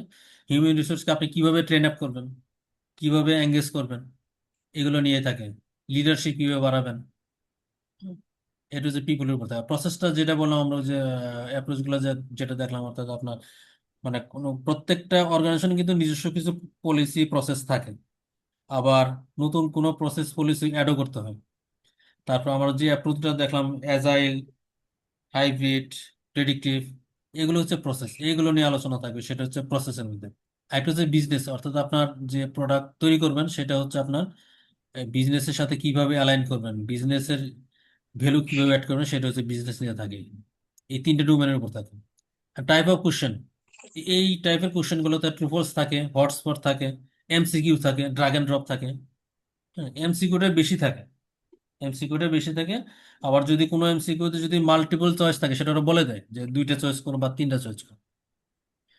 ট্রুপলস থাকলে তো বলবে ড্র্যাগ অ্যান্ড ড্রপ, অর্থাৎ আপনি টাইনে নিয়ে ওখানে সেট করতে হবে। আমি আর একটু কিছু দেখি এখানে। দেখেন এই যে এটা হচ্ছে কোশ্চেনের প্যাটার্ন। এটা নতুন যুগ হয়েছে, কোশ্চেনের প্যাটার্নের ক্ষেত্রে নতুন যুগ হয়েছে এটা। এখানে দেখেন এখানে বেশ কয়েকটা রুল দেওয়া আছে, বেশ কয়েকটা রুল দেওয়া আছে। এই রোলটা আসলে এই ডেসক্রিপশন কোনটার সাথে যায় প্রশ্নে এরকম বলা থাকে। তো তখন কি করতে হয়, আপনাকে যে ড্রাগ করে যে এটাকে ধরে নিয়ে এখানে বসাতে হয়, ধরে নিয়ে এটাকে বসাতে হয়, যেমন এইভাবে ড্রাগ এন্ড ড্রপ এরকম থাকতে পারে। তারপর আপনার এই যে একটা কোনো গ্রাফ দেওয়া থাকবে, গ্রাফের সাথে কোনো একটা ভ্যালু দেওয়া থাকবে, ওই ভ্যালুটা কোন পয়েন্টের সাথে মিলে ওখানে ক্লিক করতে হয়, ক্লিক করলে আপনার রেজাল্ট চলে আসে। তারপরে কিছু সিনারিও দেওয়া থাকে, সিনারিও দেওয়া থাকতে পারে, ওই সিনারিওর উপর আপনার কোশ্চেন করবেন। ওই সিনারিওর উপর সিনারিওটা পড়তে হবে, পরে আপনার এই সিনারিওর উপর কোশ্চেন করে কোনটার সাথে মিল যায় সেটা থাকতে হবে। এবং এই সিনারিওর উপর আপনার, এখন ওরা বলতে এই সিনারিওর উপর 2-3টা কোশ্চেন থাকতে পারে, একটা সিনারিওর উপর 2-3টে কোশ্চেন, সেক্ষেত্রে আপনার সিনারিওটা একবার পড়লেই চলবে। আবার এখানে দেখেন ওরা কিছু ডেফিনেশন দিচ্ছে, এখানে রিকোয়ারমেন্টে কিছু ডেফিনেশন আইডি দিছে, ডেফিনেশন দিচ্ছে, এবং এটা এই সিনারিওর সাথে কোনটার সাথে কোনটা ম্যাচ করে এরকম থাকতে পারে।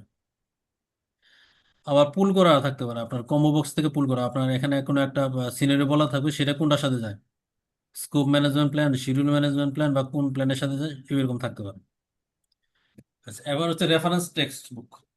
টেক্সট বুকের ক্ষেত্রে আপনারা, আমরা তো PMBOK 8 অবশ্যই কভার করব, PMBOK 8 নিয়েই সবচেয়ে বেশি আলোচনা হবে। সাথে থাকবে অ্যাজাইল প্র্যাকটিস গাইড, যেটা আমরা বলতেছিলাম অ্যাজাইলে 30-40% যে কোশ্চেন থাকবে, সেখানে আমরা ফলো করব এই অ্যাজাইল প্র্যাকটিস গাইড। এটা আমি সফট কপি দিব, হ্যাঁ আপনার এগুলো সবগুলোরই সফট কপি আমি দিতে পারবো আপনাদেরকে। আরেকটা হচ্ছে স্টুডেন্ট ম্যানুয়াল, PMI একটা স্টুডেন্ট ম্যানুয়াল আছে আমার কাছে, সেটাও আপনাদেরকে আমি শেয়ার করতে পারবো।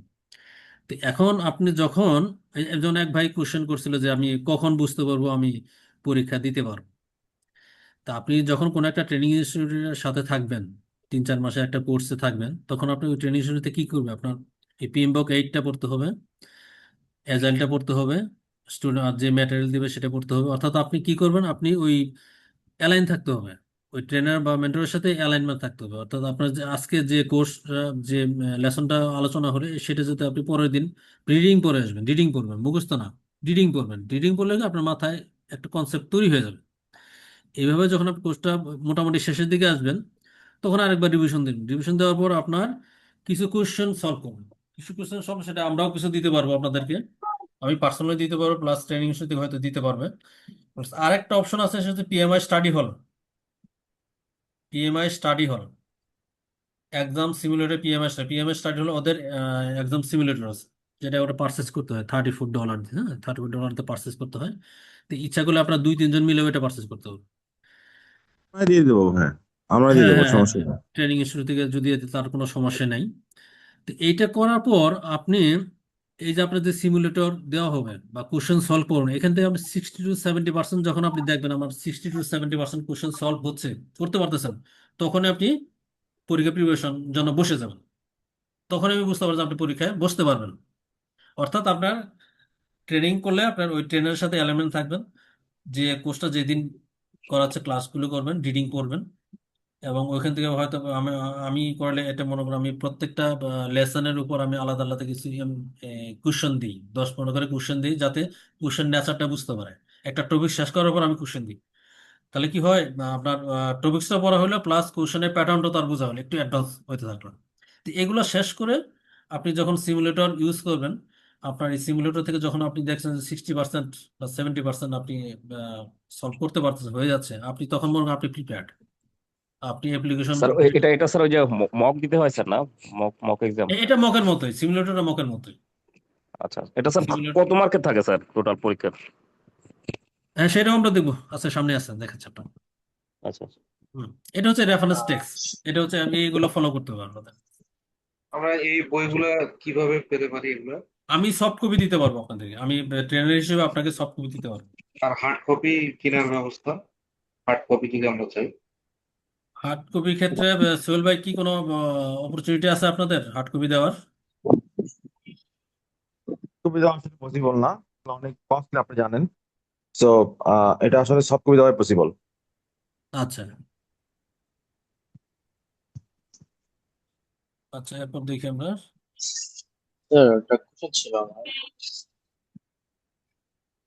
এখন হচ্ছে এক্সাম এলিজিবিলিটি ক্রাইটেরিয়া। আপনি এক্সাম দেওয়ার জন্য আপনার কিছু ক্রাইটেরিয়া থাকতে হবে, এলিজিবল কখন হবেন।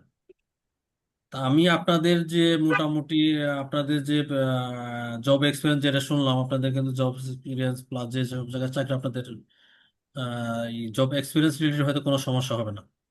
এবং এখন যেটা বলছি, এডুকেশন হচ্ছে আপনার 4 ইয়ার্স ডিগ্রি যদি থাকে, 4 ইয়ার ডিগ্রি যদি থাকে, 4 ইয়ার ডিগ্রি ব্যাচেলর যদি থাকে, সেই ক্ষেত্রে আপনার 3 বছরের এক্সপিরিয়েন্স থাকলে চলবে। 3 বছরের প্রজেক্ট রিলেটেড এক্সপিরিয়েন্স। আপনি যখন এক্সপিরিয়েন্সটা দেখাবেন, প্রজেক্ট রিলেটেড এক্সপিরিয়েন্সটা দেখাবেন। এবং যদি কারো ডিপ্লোমা করা থাকে, তার জন্য 5 বছর। এবং সর্বোচ্চ 10 বছর পর্যন্ত আপনি দেখাতে পারেন। 10 বছর বেশি থাকলে ওটা দেখানোর কোনো দরকার নেই, ওটা কাউন্ট করে না তারা। আচ্ছা, এটা ম্যাক্সিমাম কি 10 বছর। আমাদের যে সার্ভিস মানে আমরা যে চাকরি করলাম হুম 12-13 বছর, এইটাই হুম। কি আসলে 36 মান্থ প্রজেক্ট এক্সপিরিয়েন্স হিসেবে দেখানো যাবে চাকরির হ্যাঁ এই? হ্যাঁ হ্যাঁ হ্যাঁ, দেখানো যাবে। আপনি যেটা দেখাবেন, আপনি লাস্ট লাস্ট 3 বছর বা 4 বছর বা 10 বছর, ওরা তো বলছে চাকরির নট মোর অভিজ্ঞতা। দেন 10 ইয়ার্স, 10 বছর বেশি দেখানোর দরকার নাই, ওটা কাউন্ট করবে না। আপনি এটা 3 বছর তোমার অ্যাটলিস্ট আর কি, 36 মান্থ, এটা মিনিমাম। অ্যাটলিস্ট, হ্যাঁ মিনিমাম। প্রজেক্ট রিলেটেড এক্সপিরিয়েন্স, এটা হচ্ছে ফ্যাক্টর। হ্যাঁ, প্রজেক্ট রিলেটেড এক্সপিরিয়েন্স অর্থাৎ আপনি যখন আচ্ছা ভাইয়া, অ্যাপ্লিকেশন করবেন। হ্যাঁ। যাদের কোনো প্রজেক্ট রিলেটেড এক্সপিরিয়েন্স নাই হুম। তাদের কি হবে? প্রজেক্ট রিলেটেড এক্সপিরিয়েন্স যদি না থাকে, মানে আপনার কি এরকম নাকি, আপনার কথা বলতেছেন নাকি অন্য? স্যার জি, সে আমার কথা বলছি। আমি আমি সাপ্লাই চেইন ডিপার্টমেন্টের প্রকিউরমেন্টে আছি।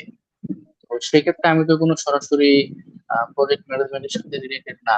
সেক্ষেত্রে আমি তাকে কিভাবে প্রকুরমেন্টে আছেন জি না? প্রকুরমেন্টে কি কোনো প্রজেক্টে কোনো কাজ চলে না? আপনার তো প্রকুরমেন্ট যে করে, এটাও তো একটা প্রজেক্ট। প্রজেক্ট রিলেটেড তো। প্রজেক্ট রিলেটেড বলতে আপনি যে প্রকুরমেন্ট, এটাও কিন্তু একটা প্রজেক্ট। আপনি যে প্রকুরমেন্ট করতেছেন, এটাও কিন্তু একটা প্রজেক্ট। এটা আপনি প্রত্যেকটা কাজকে আপনি প্রজেক্টের ভিতরে অ্যালাইন করতে পারবেন। প্রজেক্ট বলতে এই না, আমি একটা বাড়ি করলাম একটা প্রজেক্ট, একটা সফটওয়্যার বানালাম একটা প্রজেক্ট, একটা পদ্মা সেতু করলাম একটা project, শুধু এটাই কিন্তু প্রজেক্ট। আপনি ভাইয়া এই যে আমি তো মনে করেন কেউ যদি এইচআর এ কাজ করে, তার একটা রিক্রুটমেন্ট করতে হয় না? 3 মাস জি সময় লাগে বা 6 মাস সময় লাগে বা 1 মাস সময় লাগে, এটাও কিন্তু তার একটা প্রজেক্ট। সে যে আচ্ছা রিক্রুটমেন্ট ভাই, আমরা করতেছে, যারা এটাও তার। ক্লায়েন্ট হ্যান্ডেল করি হ্যাঁ। এটা কিভাবে প্রজেক্ট হবে? আপনি কি সাপ্লায়ার সাইডে? জি না, আমি ব্যাংকে, আমি ফরেন ট্রেডে কাজ করি। ফরেন ট্রেডে কাজ করেন কোন ব্যাংকে? আমি হচ্ছে আপনার ন্যাশনাল ব্যাংক। National bank. আপনি ফরেন ট্রেডে কাজ করেন তাই না? তো ফরেন ট্রেডে কাজ করলে আপনার এখানে কোনো ইমপ্লিমেন্টেশন আছে না? ইমপ্লিমেন্টেশন নাই কোনো। নতুন কোনো ইমপ্লিমেন্টেশন নাই? না, এখানে হচ্ছে যে আপনার কাস্টমারকে সার্ভিস হয়, এলসি ওপেন করতে হয়। হুম এগুলো হচ্ছে কাস্টমাররা যখন যখন দরকার হয় তখন আসে, এলসি হুম ওপেন করা, মানে এটা পুরোটাই কাস্টমার সার্ভিস হুম। জাতীয়। কাস্টমার সার্ভিস, মানে কাস্টমার যে একটা সার্ভিস দিচ্ছেন, ওনারও তো একটাই থাকে। মনে করেন আপনি এলসি ওপেন থেকে শুরু করে এলসি যে আপনি ক্লোজ করতেছেন, এটাও একটা কিন্তু ওপেন একটা থেকে শুরু সাইকেল করে থাকে। এলসি যে ক্লোজ করা, এই কাজটা আসলে অত ব্যাপক কিছু না। হ্যাঁ, ব্যাপক কিছু না। এখন যদি ব্যাপক কিছু। হুম অনেক মানে সব ক্লায়েন্টের যদি ধরেন, হুম সবকিছুর একটা ম্যানেজমেন্ট প্রক্রিয়া থাকে। হুম হুম হুম। এখন আপনি ওখানে কি লিড হিসেবে আছেন নাকি একদম ডেস্ক, পুরোটা ডেস্ক? মানে ডেস্ক আপনি টিম আমি করে টিম আসছি, আমি ইনচার্জ হিসাবে। ইনচার্জ এখন কি টিম চালান, টিম ম্যানেজ করেন নাকি? টিম চালাই জি। টিম চালাতে তো আপনার লিডারশিপ স্কিল আছে, মেনটেন করতে হয়। হ্যাঁ, আপনার করা দিতে লাগে। পারবেন, হ্যাঁ আপনি দিতে পারবেন। এটা হয় কি, আমি একটু বলি, এই অ্যাপ্লিকেশনটা করতে হয়, অ্যাপ্লিকেশনের ক্ষেত্রে আমরা আমরা আপনাদেরকে হেল্প করতে পারবো। আমি নিজেও আপনাদেরকে হেল্প করতে পারবো। অ্যাপ্লিকেশন লেখার কিছু ক্রাইটেরিয়া আছে, কিছু স্যাম্পলও দেখাতে পারবো। আপনি যখন অ্যাপ্লিকেশন করবেন, আপনার মানে লিডিং পর্যায়ের কিছু দেখাতে হবে। আপনি যে টিম লিড হিসেবে কাজ করতেছেন, ওটা দেখালে হয়ে যাবে, সমস্যা হবে না। আচ্ছা, আমি আরেকটু কোশ্চেন করি। হুম আমার একটা বিষয় জানা ছিল, কেউ যদি রিমোট জব করে, হুম মনে হুম করেন যে data data science, machine learning, হুম ডেটা হুম অ্যানালিস্ট হিসেবে, তার হুম। ক্ষেত্রে কি এমপিটা কোনো কাজে আসবে?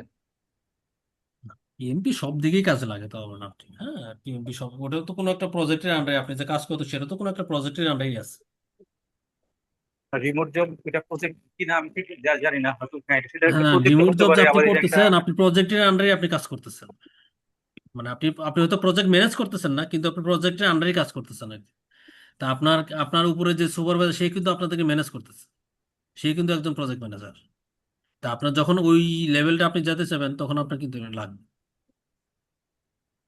আমি একটু জানতে চাচ্ছিলাম যে যেমন আমি লাস্ট 2 বছর অতিরিক্ত জেলা প্রশাসক হিসাবে জেলা প্রশাসকের কার্যালয়ে কাজ করেছি। এর আগে উপজেলা নির্বাহী অফিসার ছিলাম। এখন ট্রেনিং ইনস্টিটিউটে আছে। এটা তো আসলে সরাসরি প্রজেক্ট রিলেটেড এক্সপিরিয়েন্স, এটা তো কোরিলেট করা আসলে ওইভাবে যাচ্ছে ট্রেনিং কিনা। ইনস্টিটিউটে আছেন বলতে কিরকম ট্রেনিং ইনস্টিটিউট?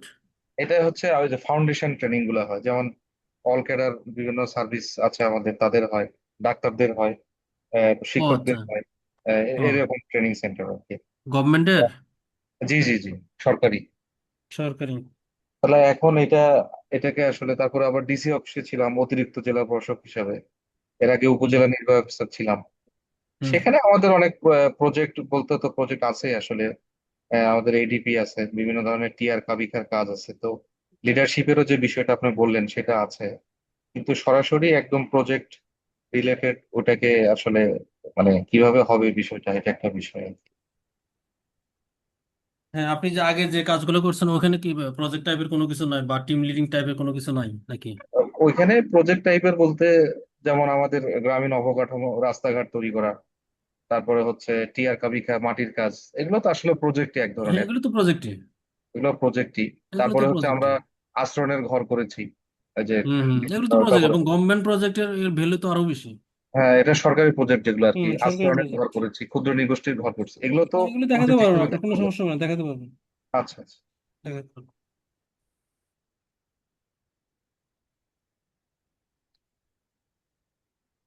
আরেকটা হচ্ছে 35 আওয়ার্সের ট্রেনিং লাগবে, যেটার জন্য আমরা মনে করেন এখানে আমরা যে সেমিনারটা করতেছি এটার পরবর্তীতে যে ট্রেনিংটা হবে, এই 35 আওয়ার্সের ট্রেনিংটা আপনাদের দেখাতে হয়।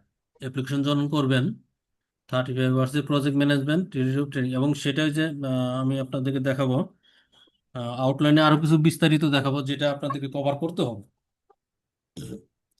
ওই ডোমেনের ক্ষেত্রে দেখেন যে আমরা যে ডোমেন বললাম, পিপলের হচ্ছে 33%, প্রসেসের 41, বিজনেস ইনভলভমেন্ট 26%। এই পার্সেন্ট হিসেবে, রেশিও হিসেবে আপনার কোশ্চেন থাকে। পিপলের 33% কোশ্চেন থাকে, প্রসেসে 41, আর এখানে 26% কোশ্চেন থাকে। আর এখানে আপনার আপনার 180টা কোশ্চেন থাকে, কোশ্চেন থাকে 180টা। 180টা কোশ্চেন, 240 মিনিট সময় পাবেন আপনি। আগে ছিল 230 মিনিট, 10 মিনিট বাড়ানো হয়েছে আর কি, 240 মিনিট। এর মধ্যে 10টা অ্যান্সার হচ্ছে আনস্কোর্ড। 10টা অ্যান্সার আনস্কোর্ড বলতে এই 180টার মধ্যে পিএমআই করে কি 10টা অ্যান্সারে কোনো নাম্বার অ্যাড করে না, মানে 170টার কোশ্চেনের উপরে নাম্বার অ্যাড করে। এখন আপনি 180টাই দিবেন, এখন কোন 10টা যে তারা স্কোর অ্যাড করে না সেটা কেউ জানে না, পিএমআই ছাড়া কেউ জানে না। স্যার অর্থাৎ আপনার এটার কি কোনো স্যার নেগেটিভ মার্কিং হয় স্যার? না না, কোনো নেগেটিভ মার্কিং নাই, আচ্ছা। কোনো নেগেটিভ মার্কিং নাই। আপনার পরীক্ষা দিতে হবে 180 কোশ্চেনের, 240 মিনিট সময়। এটা কি পুরো পরীক্ষাটা কি এমসিকিউ? হ্যাঁ, এমসিকিউ। এটি রিটেন কিছু নয় এখানে, রিটেন কিছু নাই। আমি তো আপনাদেরকে কিছু কোশ্চেনের কিছু এক্সাম্পল তো দেখালাম ওখানে, কিছু জি, ড্রাগ এন্ড ড্রপ প্যাটার্ন দেখালাম। দেখিয়েছেন। হ্যাঁ, কিছু ড্রাগ এন্ড ড্রপ দেখালাম, ট্রু ফলসও আছে, এমসিকিউ থাকবে। এই কোড টাইপের আছে। এমসিকিউ বেশি থাকে, এমসিকিউ বেশি থাকে। আচ্ছা, এখন এই 180টা কোশ্চেনের যদি আমরা ভাগ করেন, যদি আমরা ভাগ করি, যেমন 60টা কোশ্চেন, 60 60 60, এই 60টা কোশ্চেনের পর আপনি ইচ্ছা করলে 10 মিনিট একটা ব্রেক নিতে পারবেন, পরীক্ষা হলে 10 মিনিট একটা ব্রেক নিতে পারবেন, এটা অপশনাল। তো ব্রেক নেওয়াটাই আমি ভালো মনে করি। এরপরে 10 মিনিট পরে কিন্তু 160টি কোশ্চেন শুরু হয়ে যাবে। আপনি যদি ঢুকতেও সময় নেন কিন্তু আপনার কিন্তু টাইম চলে যাবে। এই 61 থেকে আবার 180 কোশ্চেনের মধ্যে আপনি আবার ইচ্ছা করলে 10 মিনিট একটা ব্রেক নিতে পারবেন। এরপর আবার 121 থেকে 180টা কোশ্চেন দিতে পারেন এইভাবে। এই 180টা করার পর সাবমিট করতে হয়, সাবমিট করার পরে আপনি আর ওটা ব্যাক করতে পারবেন। আর এখানে টাইম ম্যানেজমেন্ট আসলে খুব জরুরি। এটা পিএমপি এক্সাম বা এই টাইপের এক্সাম যেগুলো হয় এসব ক্ষেত্রে আপনার মাইন্ডসেটটাই ওরা দেখে আপনি ফোকাস কতটুকু থাকতে পারেন।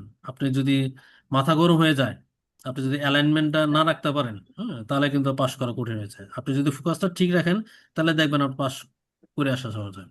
এবং টাইম ম্যানেজমেন্টটা হচ্ছে জরুরি, কারণ একটা কোশ্চেনের ক্ষেত্রে আপনি সর্বোচ্চ সময় পাচ্ছেন 90 সেকেন্ড। 90 সেকেন্ড সময় পাবেন। তা আপনার টার্গেট কতটা কারেক্ট হলে মোটামুটি পাস বলে ইয়ে করা যায়, এটা কি জানা যায়? কত পার্সেন্ট নাম্বার পেলে জি, বা কতটা কারেক্ট হলে? কত নাম্বার, এটা কখনো পিএমআই ডিসক্লোজ করে না। এটা হচ্ছে 60 to 70%। 60 to 70% নাম্বার থাকলে পাস করবেন। 60-র উপরে তাহলে 70 বা 70% কাছাকাছি হয়ে থাকলে আপনি পাস করতে পারবেন। হ্যালো এটা ডিসক্লোজ করেন, এটার কোনো নির্দিষ্ট কোনো ভাই আপনার শেষ হলে কিন্তু আমাকে 2 মিনিটের জন্য সময় হ্যাঁ হ্যাঁ দেবেন। 2 মিনিট সময় দেবো, হ্যাঁ 2 মিনিট আপনি সময় দেবো, কোথায় আছেন? সময় দেবো। হ্যাঁ এরপর এখানে আপনার এই যে হ্যাঁ আমি যে এক্সাম মানিকনগর আসছি, আমি মানিকনগর যে মোটা মধ্যে দেলোয়ার দাঁড়াইছি, আপনি ভাই কোথায়? প্লিজ আপনার এটা একটু বন্ধ করবেন ভাই, মিউট করে রাখবেন please. Hello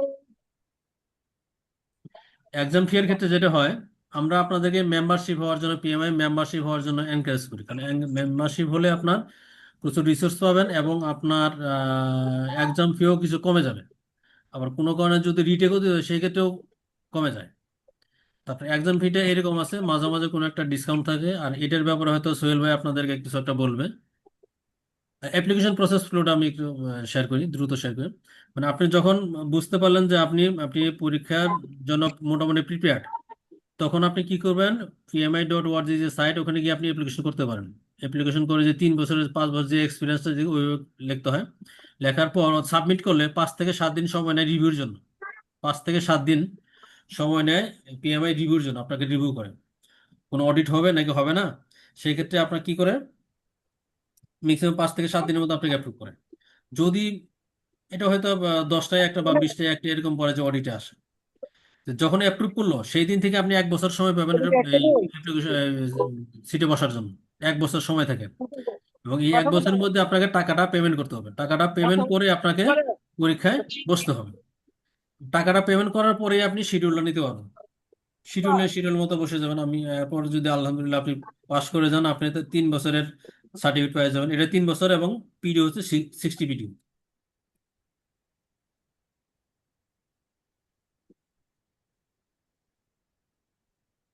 sir 60 PDO রিনিউয়ালটা sir বুঝলাম না স্যার এটা। হ্যাঁ 60 পিডিও, এর আগে আমি একটু কথা বলছিলাম। 60 পিডিও একজন কোশ্চেন করেছিল।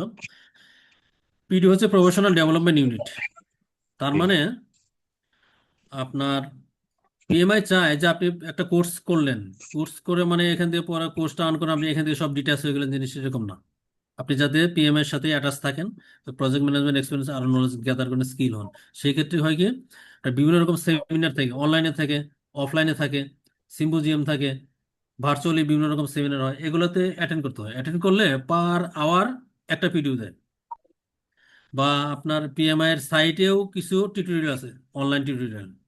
তো ওগুলাও রেজিস্ট্রেশন করলে, শুনলে ওখান থেকে পার আওয়ার বিশেষে আপনাকে 1 পিডিও দেয়। Hourly 1 PDO. এইভাবে আপনার 3 বছর সময় পাবেন আচ্ছা আচ্ছা। 60টা পিডিও কালেক্ট করার জন্য। ভাই, এখানে 60টা একটা পিডিও থাকলে আপনি রিনিউ করতে পারেন। একটা বিষয় বুঝি নাই যে অ্যাপ্লিকেশন অ্যাপ্রুভ হ্যাঁ হওয়ার পরে হ্যাঁ আপনার 1 বছর থাকবে এটা পরীক্ষায় বসার জন্য। হ্যাঁ হ্যাঁ 1 বছর সময় পাবেন আপনি পরীক্ষার সিটে বসার জন্য। 1 বছর সময় থাকবে, 1 বছরের মধ্যে আচ্ছা বসতে আচ্ছা, হবে। পেমেন্ট ফি উইদিন 1 ইয়ার, আবার টেক শিডিউল টু সিট, এই এটা এই তিনটা ভাই ঠিক আপনার বুঝলাম? কিছু কিন্তু আমাকে সময় আপনার দেন। অ্যাপ্লিকেশন অ্যাপ্রুভ হয়ে গেছে, 1 বছর সময় আছে আপনার। এখন আপনি দেখলেন যে আমি টাকা পয়সা জোগাড় হয়ে গেছে, আপনি পরীক্ষায় বসতে চান, তখন আপনি টাকা দিয়ে দিবেন। টাকা দিয়ে আপনি শিডিউল নিতে পারেন। টাকা দিলেন, এই 1 বছরের মধ্যে টাকাটা দিলেন এবং একটা শিডিউল নিলেন। ওই সময় শিডিউল নেওয়া যায়, এই সাইট থেকে শিডিউল নেওয়া যায়। আপনার বাংলাদেশের 4-5টা এক্সাম সেন্টার আছে, ওখান থেকে আপনার শিডিউল দেখাবে। আপনি যখন আপনি শিডিউলে যাবেন, শিডিউল দেখায় কোন ডেটে কোন এক্সাম সেন্টার অ্যাভেলেবল আছে সেটা দেখায়। তো ওখান থেকে আপনি আপনার পছন্দ মতো টাইম নিয়ে, ডেট নিয়ে আপনি চুজ করতে পারবেন। তো শিডিউল আচ্ছা, এই ফিক্সড হয়ে পুরো গেছে। কাজটা মানে পেমেন্ট দেওয়া এবং পরীক্ষায় বসা পর্যন্ত পুরো কাজটা করতে হবে এই 1 বছরের মধ্যে অ্যাপ্রুভড হওয়ার হ্যাঁ 1 বছরের অ্যাপ্লিকেশন। মধ্যে, পুরোটাই 1 বছরের মধ্যে। এবং এটা আপনি pmi.org যে সাইট, এখান থেকে করতে পারবেন এবং আমি আপনাদেরকে হেল্পও করতে পারবো। এই সিএসএল এ কি অ্যাপ্লিকেশনের পরীক্ষা ব্যাপারে দেওয়ার আপনাদের ব্যবস্থা হেল্প আছে করা এখানে? যাবে। এখান হ্যাঁ, থেকে কি এখান থেকে কি পরীক্ষা দেওয়ার ব্যবস্থা আছে সিএসএল এ? সিএসএল না, সিএসএল এ বসে হয়তো পরীক্ষা দিতে পারবেন না। ওখানে দেওয়া যাবে না? পরীক্ষা কোথা না, থেকে দিব আমরা? একটা মিনিট।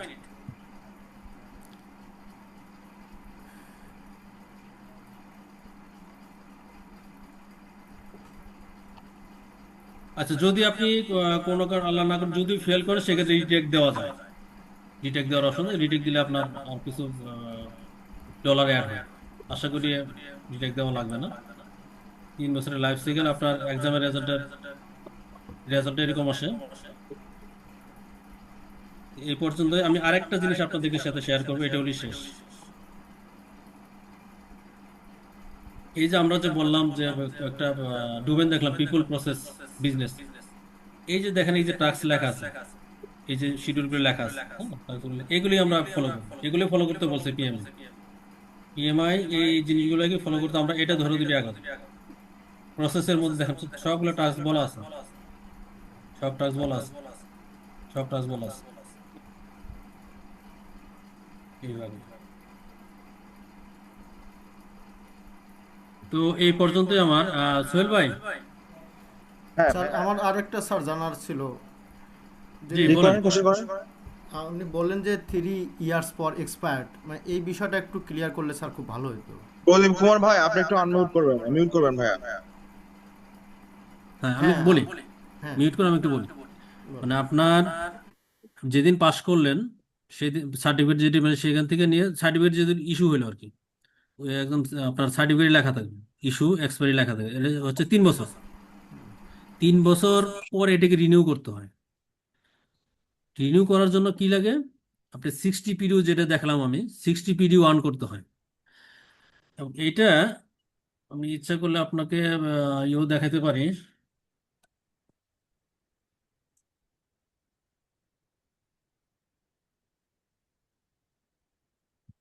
আমারটাতে যদি আমি দেখাই আপনাদেরকে,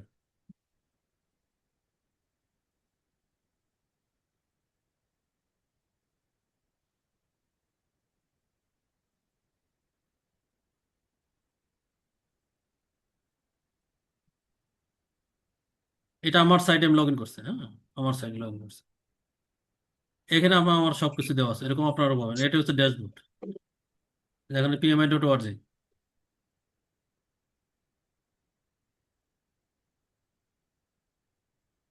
আমার একবার রিনিউ করতে হয়েছে আর কি। আমার 3 বছর পার হয়ে গেছে, আমি একবার রিনিউ করছি,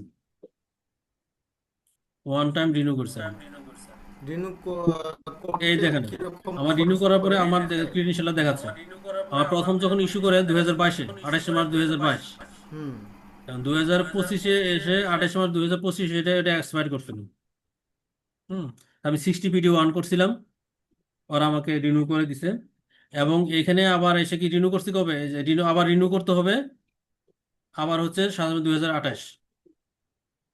এবং আমি 60 এর মধ্যে 60-র 60 মধ্যে পিডিও 8। আমার 8টা পিডিও আমার আর্ন হয়ে গেছে। এইভাবে দেখাবে আপনাদেরকে, এইভাবে দেখাবে। এখন 60 পিডিও কিভাবে আর্ন করবো সেটা তো আমি বললাম। আপনি আপনি যে বিভিন্ন যে অর্গানাইজেশন যে বিভিন্ন ট্রেনিং করতেছেন, সেটাও আপনি দেখাতে পারবেন, নো প্রবলেম। কত ঘন্টায় অর্গানাইজেশন যে একটা পিডিও প্রজেক্টের যে যে কাজগুলো করতেছেন, সেটাও আপনি দেখাতে পারবেন। এটা কি কোনো ঘন্টার উপরে নির্ভর করে? হ্যাঁ, পিডি তো বললাম পার আওয়ার 1 পিডিও, প্রতি পার ঘন্টায় আওয়ার 1 পিডিও। আচ্ছা আচ্ছা আচ্ছা। আচ্ছা, আরেকটা প্রতি, জিনিস একটু বলবেন কাইন্ডলি। জি। তা হচ্ছে যেহেতু বললেন এই সিএসএল টা পিএমআই অথরাইজড না, তাহলে এইখানে আমরা যেই ট্রেনিংটা নিব 35 ঘন্টার, তাহলে হুম, এটা তো ওনারা তো অ্যাকসেপ্ট আমি করবে, অ্যান্সারটা করে দেই। সমস্যা নেই। আমি আচ্ছা আমি আমি একটু দেখাই। হ্যাঁ চলবে, আমি একটু বলি, তারপর আপনি বলেন। হ্যাঁ, আমি আপনাকে দেখাই। এটা এইটা হচ্ছে পিএমআই এর, এই যে যে ডকুমেন্টটা, এই যে ডকুমেন্ট যেটা শেয়ার করলাম, আমি আপনাকে কোর্স আউটলাইন দেখালাম না, এটা হচ্ছে পিএমআই। দেখেন এই যে PMI project manager professional exam content outline July 2026। July 2026-এর জন্য এটা, হ্যাঁ, নতুন যেটা আর কি। এটার ক্ষেত্রে দেখেন ওরা বলছে এখানে, ওরা বলছে এই যে এখানে দেখেন, কমার্শিয়াল ট্রেনিং রিকোয়ারমেন্টের ক্ষেত্রে কি বলছে দেখেন। এই লাইনটা যদি বলি, you can meet commercial training requirement by completing course from any of the following education provider. বলছে কি, from any of the following education provider, any of the following. এই যে যে লিস্টটা দিছে এর মধ্যে যে কোনো একটা বলছে আর কি। হ্যাঁ, এর মধ্যে কি আছে? এটিপি আছে, অথরাইজড ট্রেনিং সেন্টার যেটা বললেন। এরপর আছে চায়নার একটা ইনস্টিটিউট আছে, এটা হচ্ছে ইউএস এর একটা ইনস্টিটিউট। এরপর হচ্ছে প্রজেক্ট ম্যানেজমেন্ট কোর্স। আপনার যদি ইউনিভার্সিটি থেকে বিভিন্ন রকম কিছু ইউনিভার্সিটি প্রজেক্ট ম্যানেজার কোর্স করায়, শর্ট টার্ম 6 মাস বা 1 বছর কিছু কোর্স করায়, সেটা সেখান থেকে আপনি 35 আওয়ার যদি থাকে সেটা আপনি দেখা দেবেন, সেটার কথা ওরা বলছে, এটাও আপনি পারবেন। বা আপনার এমপ্লয়ার, আপনার কোম্পানি যদি আপনাকে কোথাও থেকে প্রজেক্টের কোর্স বা ট্রেনিং করায় কোনো একটা ইনস্টিটিউট থেকে, সেটাও আপনি দেখাতে পারেন যে বলছে এমপ্লয়ার কোম্পানি কোর্স। আর একটা হচ্ছে ট্রেনিং কোম্পানি অর কনসালটেন্ট, অর্থাৎ ট্রেনিং কোম্পানি যারা, ট্রেনিং ইনস্টিটিউট যারা, যারা ট্রেনিং কনসালটেন্ট করে, ট্রেনিং এরকম বলে ট্রেনিং স্কুল, তাদের কাছ থেকে আপনি করাতে পারবেন। আরেকটা হচ্ছে সেলফ বেসড, অর্থাৎ আপনি যদি বিভিন্ন অনলাইন পোর্টাল যেগুলো আছে যেখান থেকে আপনার লগ ইন করে আহ, নিজে নিজে শেখা যায় এবং পরে একটা অ্যাসেসমেন্ট করে সেটা, জি। আচ্ছা, এই তাহলে অপশনগুলো আছে। সিএসএলটা কোন ক্যাটাগরিতে পড়তেছে এখানে, এই যেগুলো অপশন? সিএসএলটা আমার মতে সিএসএলটা বলতে ট্রেনিং কোম্পানি কনসালটেন্ট ট্রেনিং এটার মধ্যে পড়তেছে। আচ্ছা, এখন সোহেল ভাই কিছু বলতেছেন, বলেন সোহেল ভাই। আপনি তো বলে দিয়েছেন, সমস্যা নেই। সোহেল ভাই শুনতে পাচ্ছেন? হ্যাঁ, আপনি তো বলে দিয়েছেন ভাইয়া। হ্যাঁ হ্যাঁ, না আর কোনো কিছু অ্যাড করার আছে কিনা আপনার? না, আপনার কাছে যদি কোনো কোশ্চেন থাকে তাহলে আমি জাস্ট 2 মিনিট সময় ভাই নেবো ওনাদের আমার কাছ একটা থেকে। কোশ্চেন আছে, একটা কোশ্চেন আছে আপনার। জি বলেন বলেন। বলেন। অ্যাপ্লিকেশন সাবমিশনের জন্য এখানে কি মেম্বারশিপটা নিয়ে নিতে হবে নাকি রেজিস্ট্রেশন না, করলেই মেম্বারশিপ বাধ্যতামূলক না ভাইয়া। আমরা হ্যাঁ, এখানে বাধ্যতামূলক না। রেজিস্ট্রেশন করে হচ্ছে অ্যাপ্লিকেশন সাবমিশন করতে পারবো? আপনি মেম্বারশিপ নিলেও করতে পারবেন, মেম্বারশিপ ছাড়াও করতে পারবেন। এখানে জাস্ট ওকে। মেম্বারশিপ নিলে কিছু টাকা পয়সা কমে, আর মেম্বারশিপ না নিলে একটা ফি থাকে, এই আর কি। আর মেম্বারশিপ নিলে একটা ফি দিতে হয় প্রত্যেক বছরের জন্য। মেম্বারশিপের ক্ষেত্রে আলাদা কিছু বেনিফিটও আছে, আপনার প্রচুর রিসোর্স পাবেন, বেনিফিটও হ্যাঁ আছে। তাহলে প্রচুর রিসোর্স পাবেন। না, তাহলে কি কোশ্চেনটা মানে মেম্বারশিপ নিয়ে অ্যাপ্লিকেশন করলে ভালো হবে নাকি হচ্ছে মেম্বারশিপ না নিয়ে অ্যাপ্লিকেশন করলাম, কোনটা পরবর্তীতে মেম্বারশিপ নিবে? মনে করেন আপনি যে পরবর্তীতেও কোনো নিতে পারেন। এখানে রেজিস্ট্রেশন করে মেম্বারশিপ নিতে হবে মনে হয়। সেক্ষেত্রে আপনি পরেও নিতে ভাইয়া পারেন, বলেন। আগেও নিতে পারেন, এটা কোনো ফ্যাক্টর না। মেম্বারশিপ ফি কত? আচ্ছা, ফাইনাল এক্সামে 120 ডলার বসার মতো আগে হবে। হচ্ছে মেম্বারশিপ নিলে আমার ওইটার মাইনাস হবে, আর যদি মেম্বারশিপ না নিই তাহলে হ্যাঁ হ্যাঁ ভ্যালুটা হ্যাঁ বেশি দিতে হবে। হ্যাঁ হ্যাঁ, এটাই এক্স্যাক্টলি তাই। টোটাল কস্ট কত পড়বে ভাইয়া? কি সোহেল ভাই, মেম্বারশিপ কস্ট? জি। না, টোটাল এক্সাম পরীক্ষা পর্যন্ত, পরীক্ষা পাস করা পর্যন্ত। হ্যাঁ, আমি সেখানে আসতেছি। হ্যাঁ, আপনাদের যদি আর কোনো কোশ্চেন না থাকে তাহলে আমি বলে একদম শেষ করে দেবো আজকে সেমিনারটা। যদি আরেকটা ট্রেনারের কাছে যদি কোশ্চেন না থাকে। আরেকটা কোশ্চেন আছে, আমি একটু মানে এই কোশ্চেন গুলো আগে হয়ে গেছে, তারপরে যে যারা হেলথে ফিল্ড রিসার্চ করেন, হেলথ বা ডেভেলপমেন্ট সেক্টরে যারা ফিল্ড রিসার্চ করেন, ওনাদের ক্ষেত্রে এই পিএমপিটা কি কোনো কাজে আসবে কিনা? কোনো প্রজেক্ট, এটা তো কোনো প্রজেক্টের আন্ডারে কাজ করেন নাকি? মানে রিসার্চ প্রজেক্ট, মানে রিসার্চ কাজ রিসার্চ করে, প্রজেক্ট, হ্যাঁ ডাটা হ্যাঁ, কালেক্ট কাজে করে, লাগবে কাজে লাগবে। তারপর পরে সেগুলো অ্যানালাইসিস রিসার্চ করে, এটা প্রজেক্ট তো অবশ্যই, তার একটা টাইম ফ্রেম, ওদের সাথে কথা বলে, যারা আবার মেন্টাল হেলথ বাজেট নিয়ে আছে। কাজ করে, ওরা ওই আপনার বিভিন্ন লোকের সাথে বিভিন্ন অ্যাসেসমেন্ট কাজ করে, স্কিল ডেভেলপ করে হ্যাঁ এটা দিয়ে হ্যাঁ, অ্যাসেসমেন্ট করে। আপনার সেক্ষেত্রে ওদের এখানে কোনো কাজে আসবে কিনা? অবশ্যই কাজে লাগবে। আমি যে কোর্স আউটলাইনটা দেখলাম, দেখেন ওখানে অনেক কিছু, স্টেক হোল্ডার কমিউনিকেশন থেকে শুরু করে রিস্ক মনে করেন যে একজন ম্যানেজমেন্ট। এমফিল করতেছে হ্যাঁ হেলথের একটা শাখার উপর, মেন্টাল হেলথ বা আপনার রিপ্রোডাক্টিভ হেলথ, তো সেক্ষেত্রে ফিল্ড রিসার্চ করতে গেলে তাকে অনেক কিছু ম্যানেজ করা লাগে, তার পুরো একটা হুম বাজেটিং করা লাগে, হুম আপনার হুম, তার যে মানে তার যে ইন্টারভিউ নিবে, এটার যে হ্যাঁ কস্ট, কিছু যে একটা প্রজেক্টের কস্ট, এক্ষেত্রে পুরো মানে আপনার রিসার্চটা করা, ডান করা, একটা ডাটা অ্যানালাইসিস, সবকিছু এভরিথিং, এই ক্ষেত্রে প্রজেক্ট ম্যানেজমেন্টটা কাজে আসে। হ্যাঁ হ্যাঁ, আমি মানে তো রিসার্চ প্রজেক্ট প্রথমেই যে কথাটা বলে যে মানুষ রিসার্চ প্রজেক্ট, বললাম এটা পিএমপিটা কোনো ডোমেন স্পেসিফিক না, হ্যাঁ ডোমেন নির্দিষ্টভাবে কিছু করেন, ডোমেন স্পেসিফিক না, আপনি ইন জেনারেল যে কেউ করতে পারেন এটাকে। শুধু প্রজেক্ট এখানে কি পিএমপি করা মানে আপনি যে শুধু প্রজেক্ট ম্যানেজার আসবে জিনিসটা এরকম না। আমি তো ওখানে দেখালাম আপনাদেরকে, অর্থাৎ প্রজেক্ট রিলেটেড যারা কাজ করে আপনার ইমপ্রুভমেন্টের স্কোপ বলে বের হয়ে আসবে, এখান থেকে অপরচুনিটি পাবেন, আপনি কিছু না কিছু শিখতে পারবেন। এবং আপনি যদি সার্টিফিকেট নেন সেক্ষেত্রে আপনি অবশ্যই ওখানে একটা রিকগনাইজ পাবেন, আপনার একটা ভ্যালু অ্যাড হবে। পিএমপি আপনার আমরা এখানে টাইটেল যে দিতে পারবো। মডিউলগুলো নিয়ে আলোচনা হবে, মডিউলগুলো এভাবে সাজানো, আপনি ওই একজন বলতেছিল যে সায়েন্স আর্টস কমার্স, এই সায়েন্স আর্টস কমার্স কোনো ফ্যাক্টর নাই এটা। ওরা মডেলটা এভাবে সাজাচ্ছে সবার জন্যই পারফেক্ট, ওকে, সবাই ইমন পাবে। ভাই, হ্যাঁ তাহলে ওনাদের কি আর কোনো কোশ্চেন আছে? যেহেতু রাত হয়ে গেছে অনেক। হ্যাঁ হ্যাঁ হ্যাঁ, হ্যাঁ, না অনেক এখন হয়ে সোহেল গেছে। ভাই আপনি বলেন প্লিজ। আপনি আপনার মতো করে বলেন, শেষ করে দেন। ওকে, আপনাদের আর কোনো কোশ্চেন নাই আমাদের ট্রেনারের কাছে?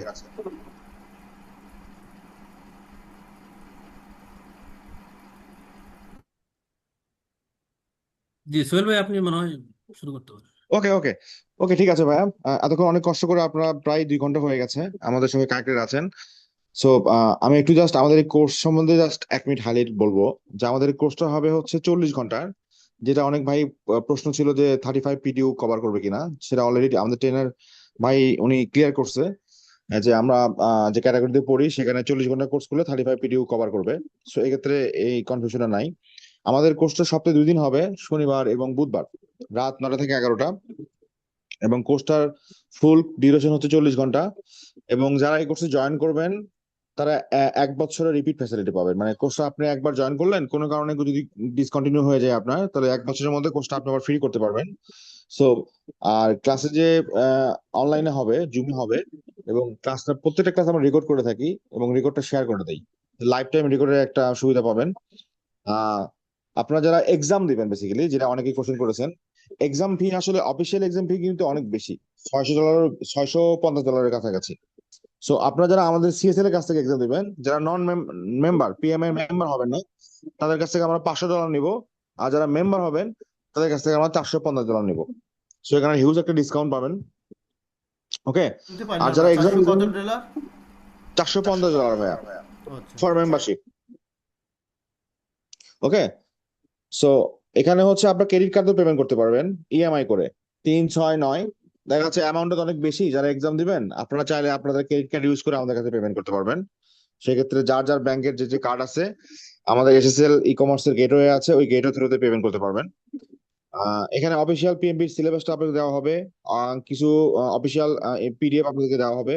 এবং যারা এক্সাম দিবেন, বিশেষ করে এক্সাম প্রিপারেশন ম্যাটেরিয়াল ডাম্পস, যেটা স্যার আপনাদেরকে দেখালো, কিছু কোশ্চেনের ডাম্পস দেখালো। সো আমরা কিছু অথেন্টিক ডাম্পস দেবো আপনাদেরকে, যেটা পেইড ডাম্পস ফর যারা এক্সাম দেবে বেসিক্যালি। সো ওই ডাম্পস থেকেও মোটামুটি আপনারা 50, 60, 70% পর্যন্ত কমন পাবেন। সো আমার কাছে যদি আপনাদের কোনো কোশ্চেন থাকে এই মুহূর্তে, আপনারা করতে পারেন। ভাই আমার একটা কোশ্চেন আছে। শিওর। জি, আমি জানতে চাচ্ছি যে যে মানে 10টা প্রশ্নের, হ্যাঁ, বাদ দেওয়া হবে, তো ওই 10টা প্রশ্ন ধরেন আমি 10টাই রাইট করেছি বা আমি পেরেছি।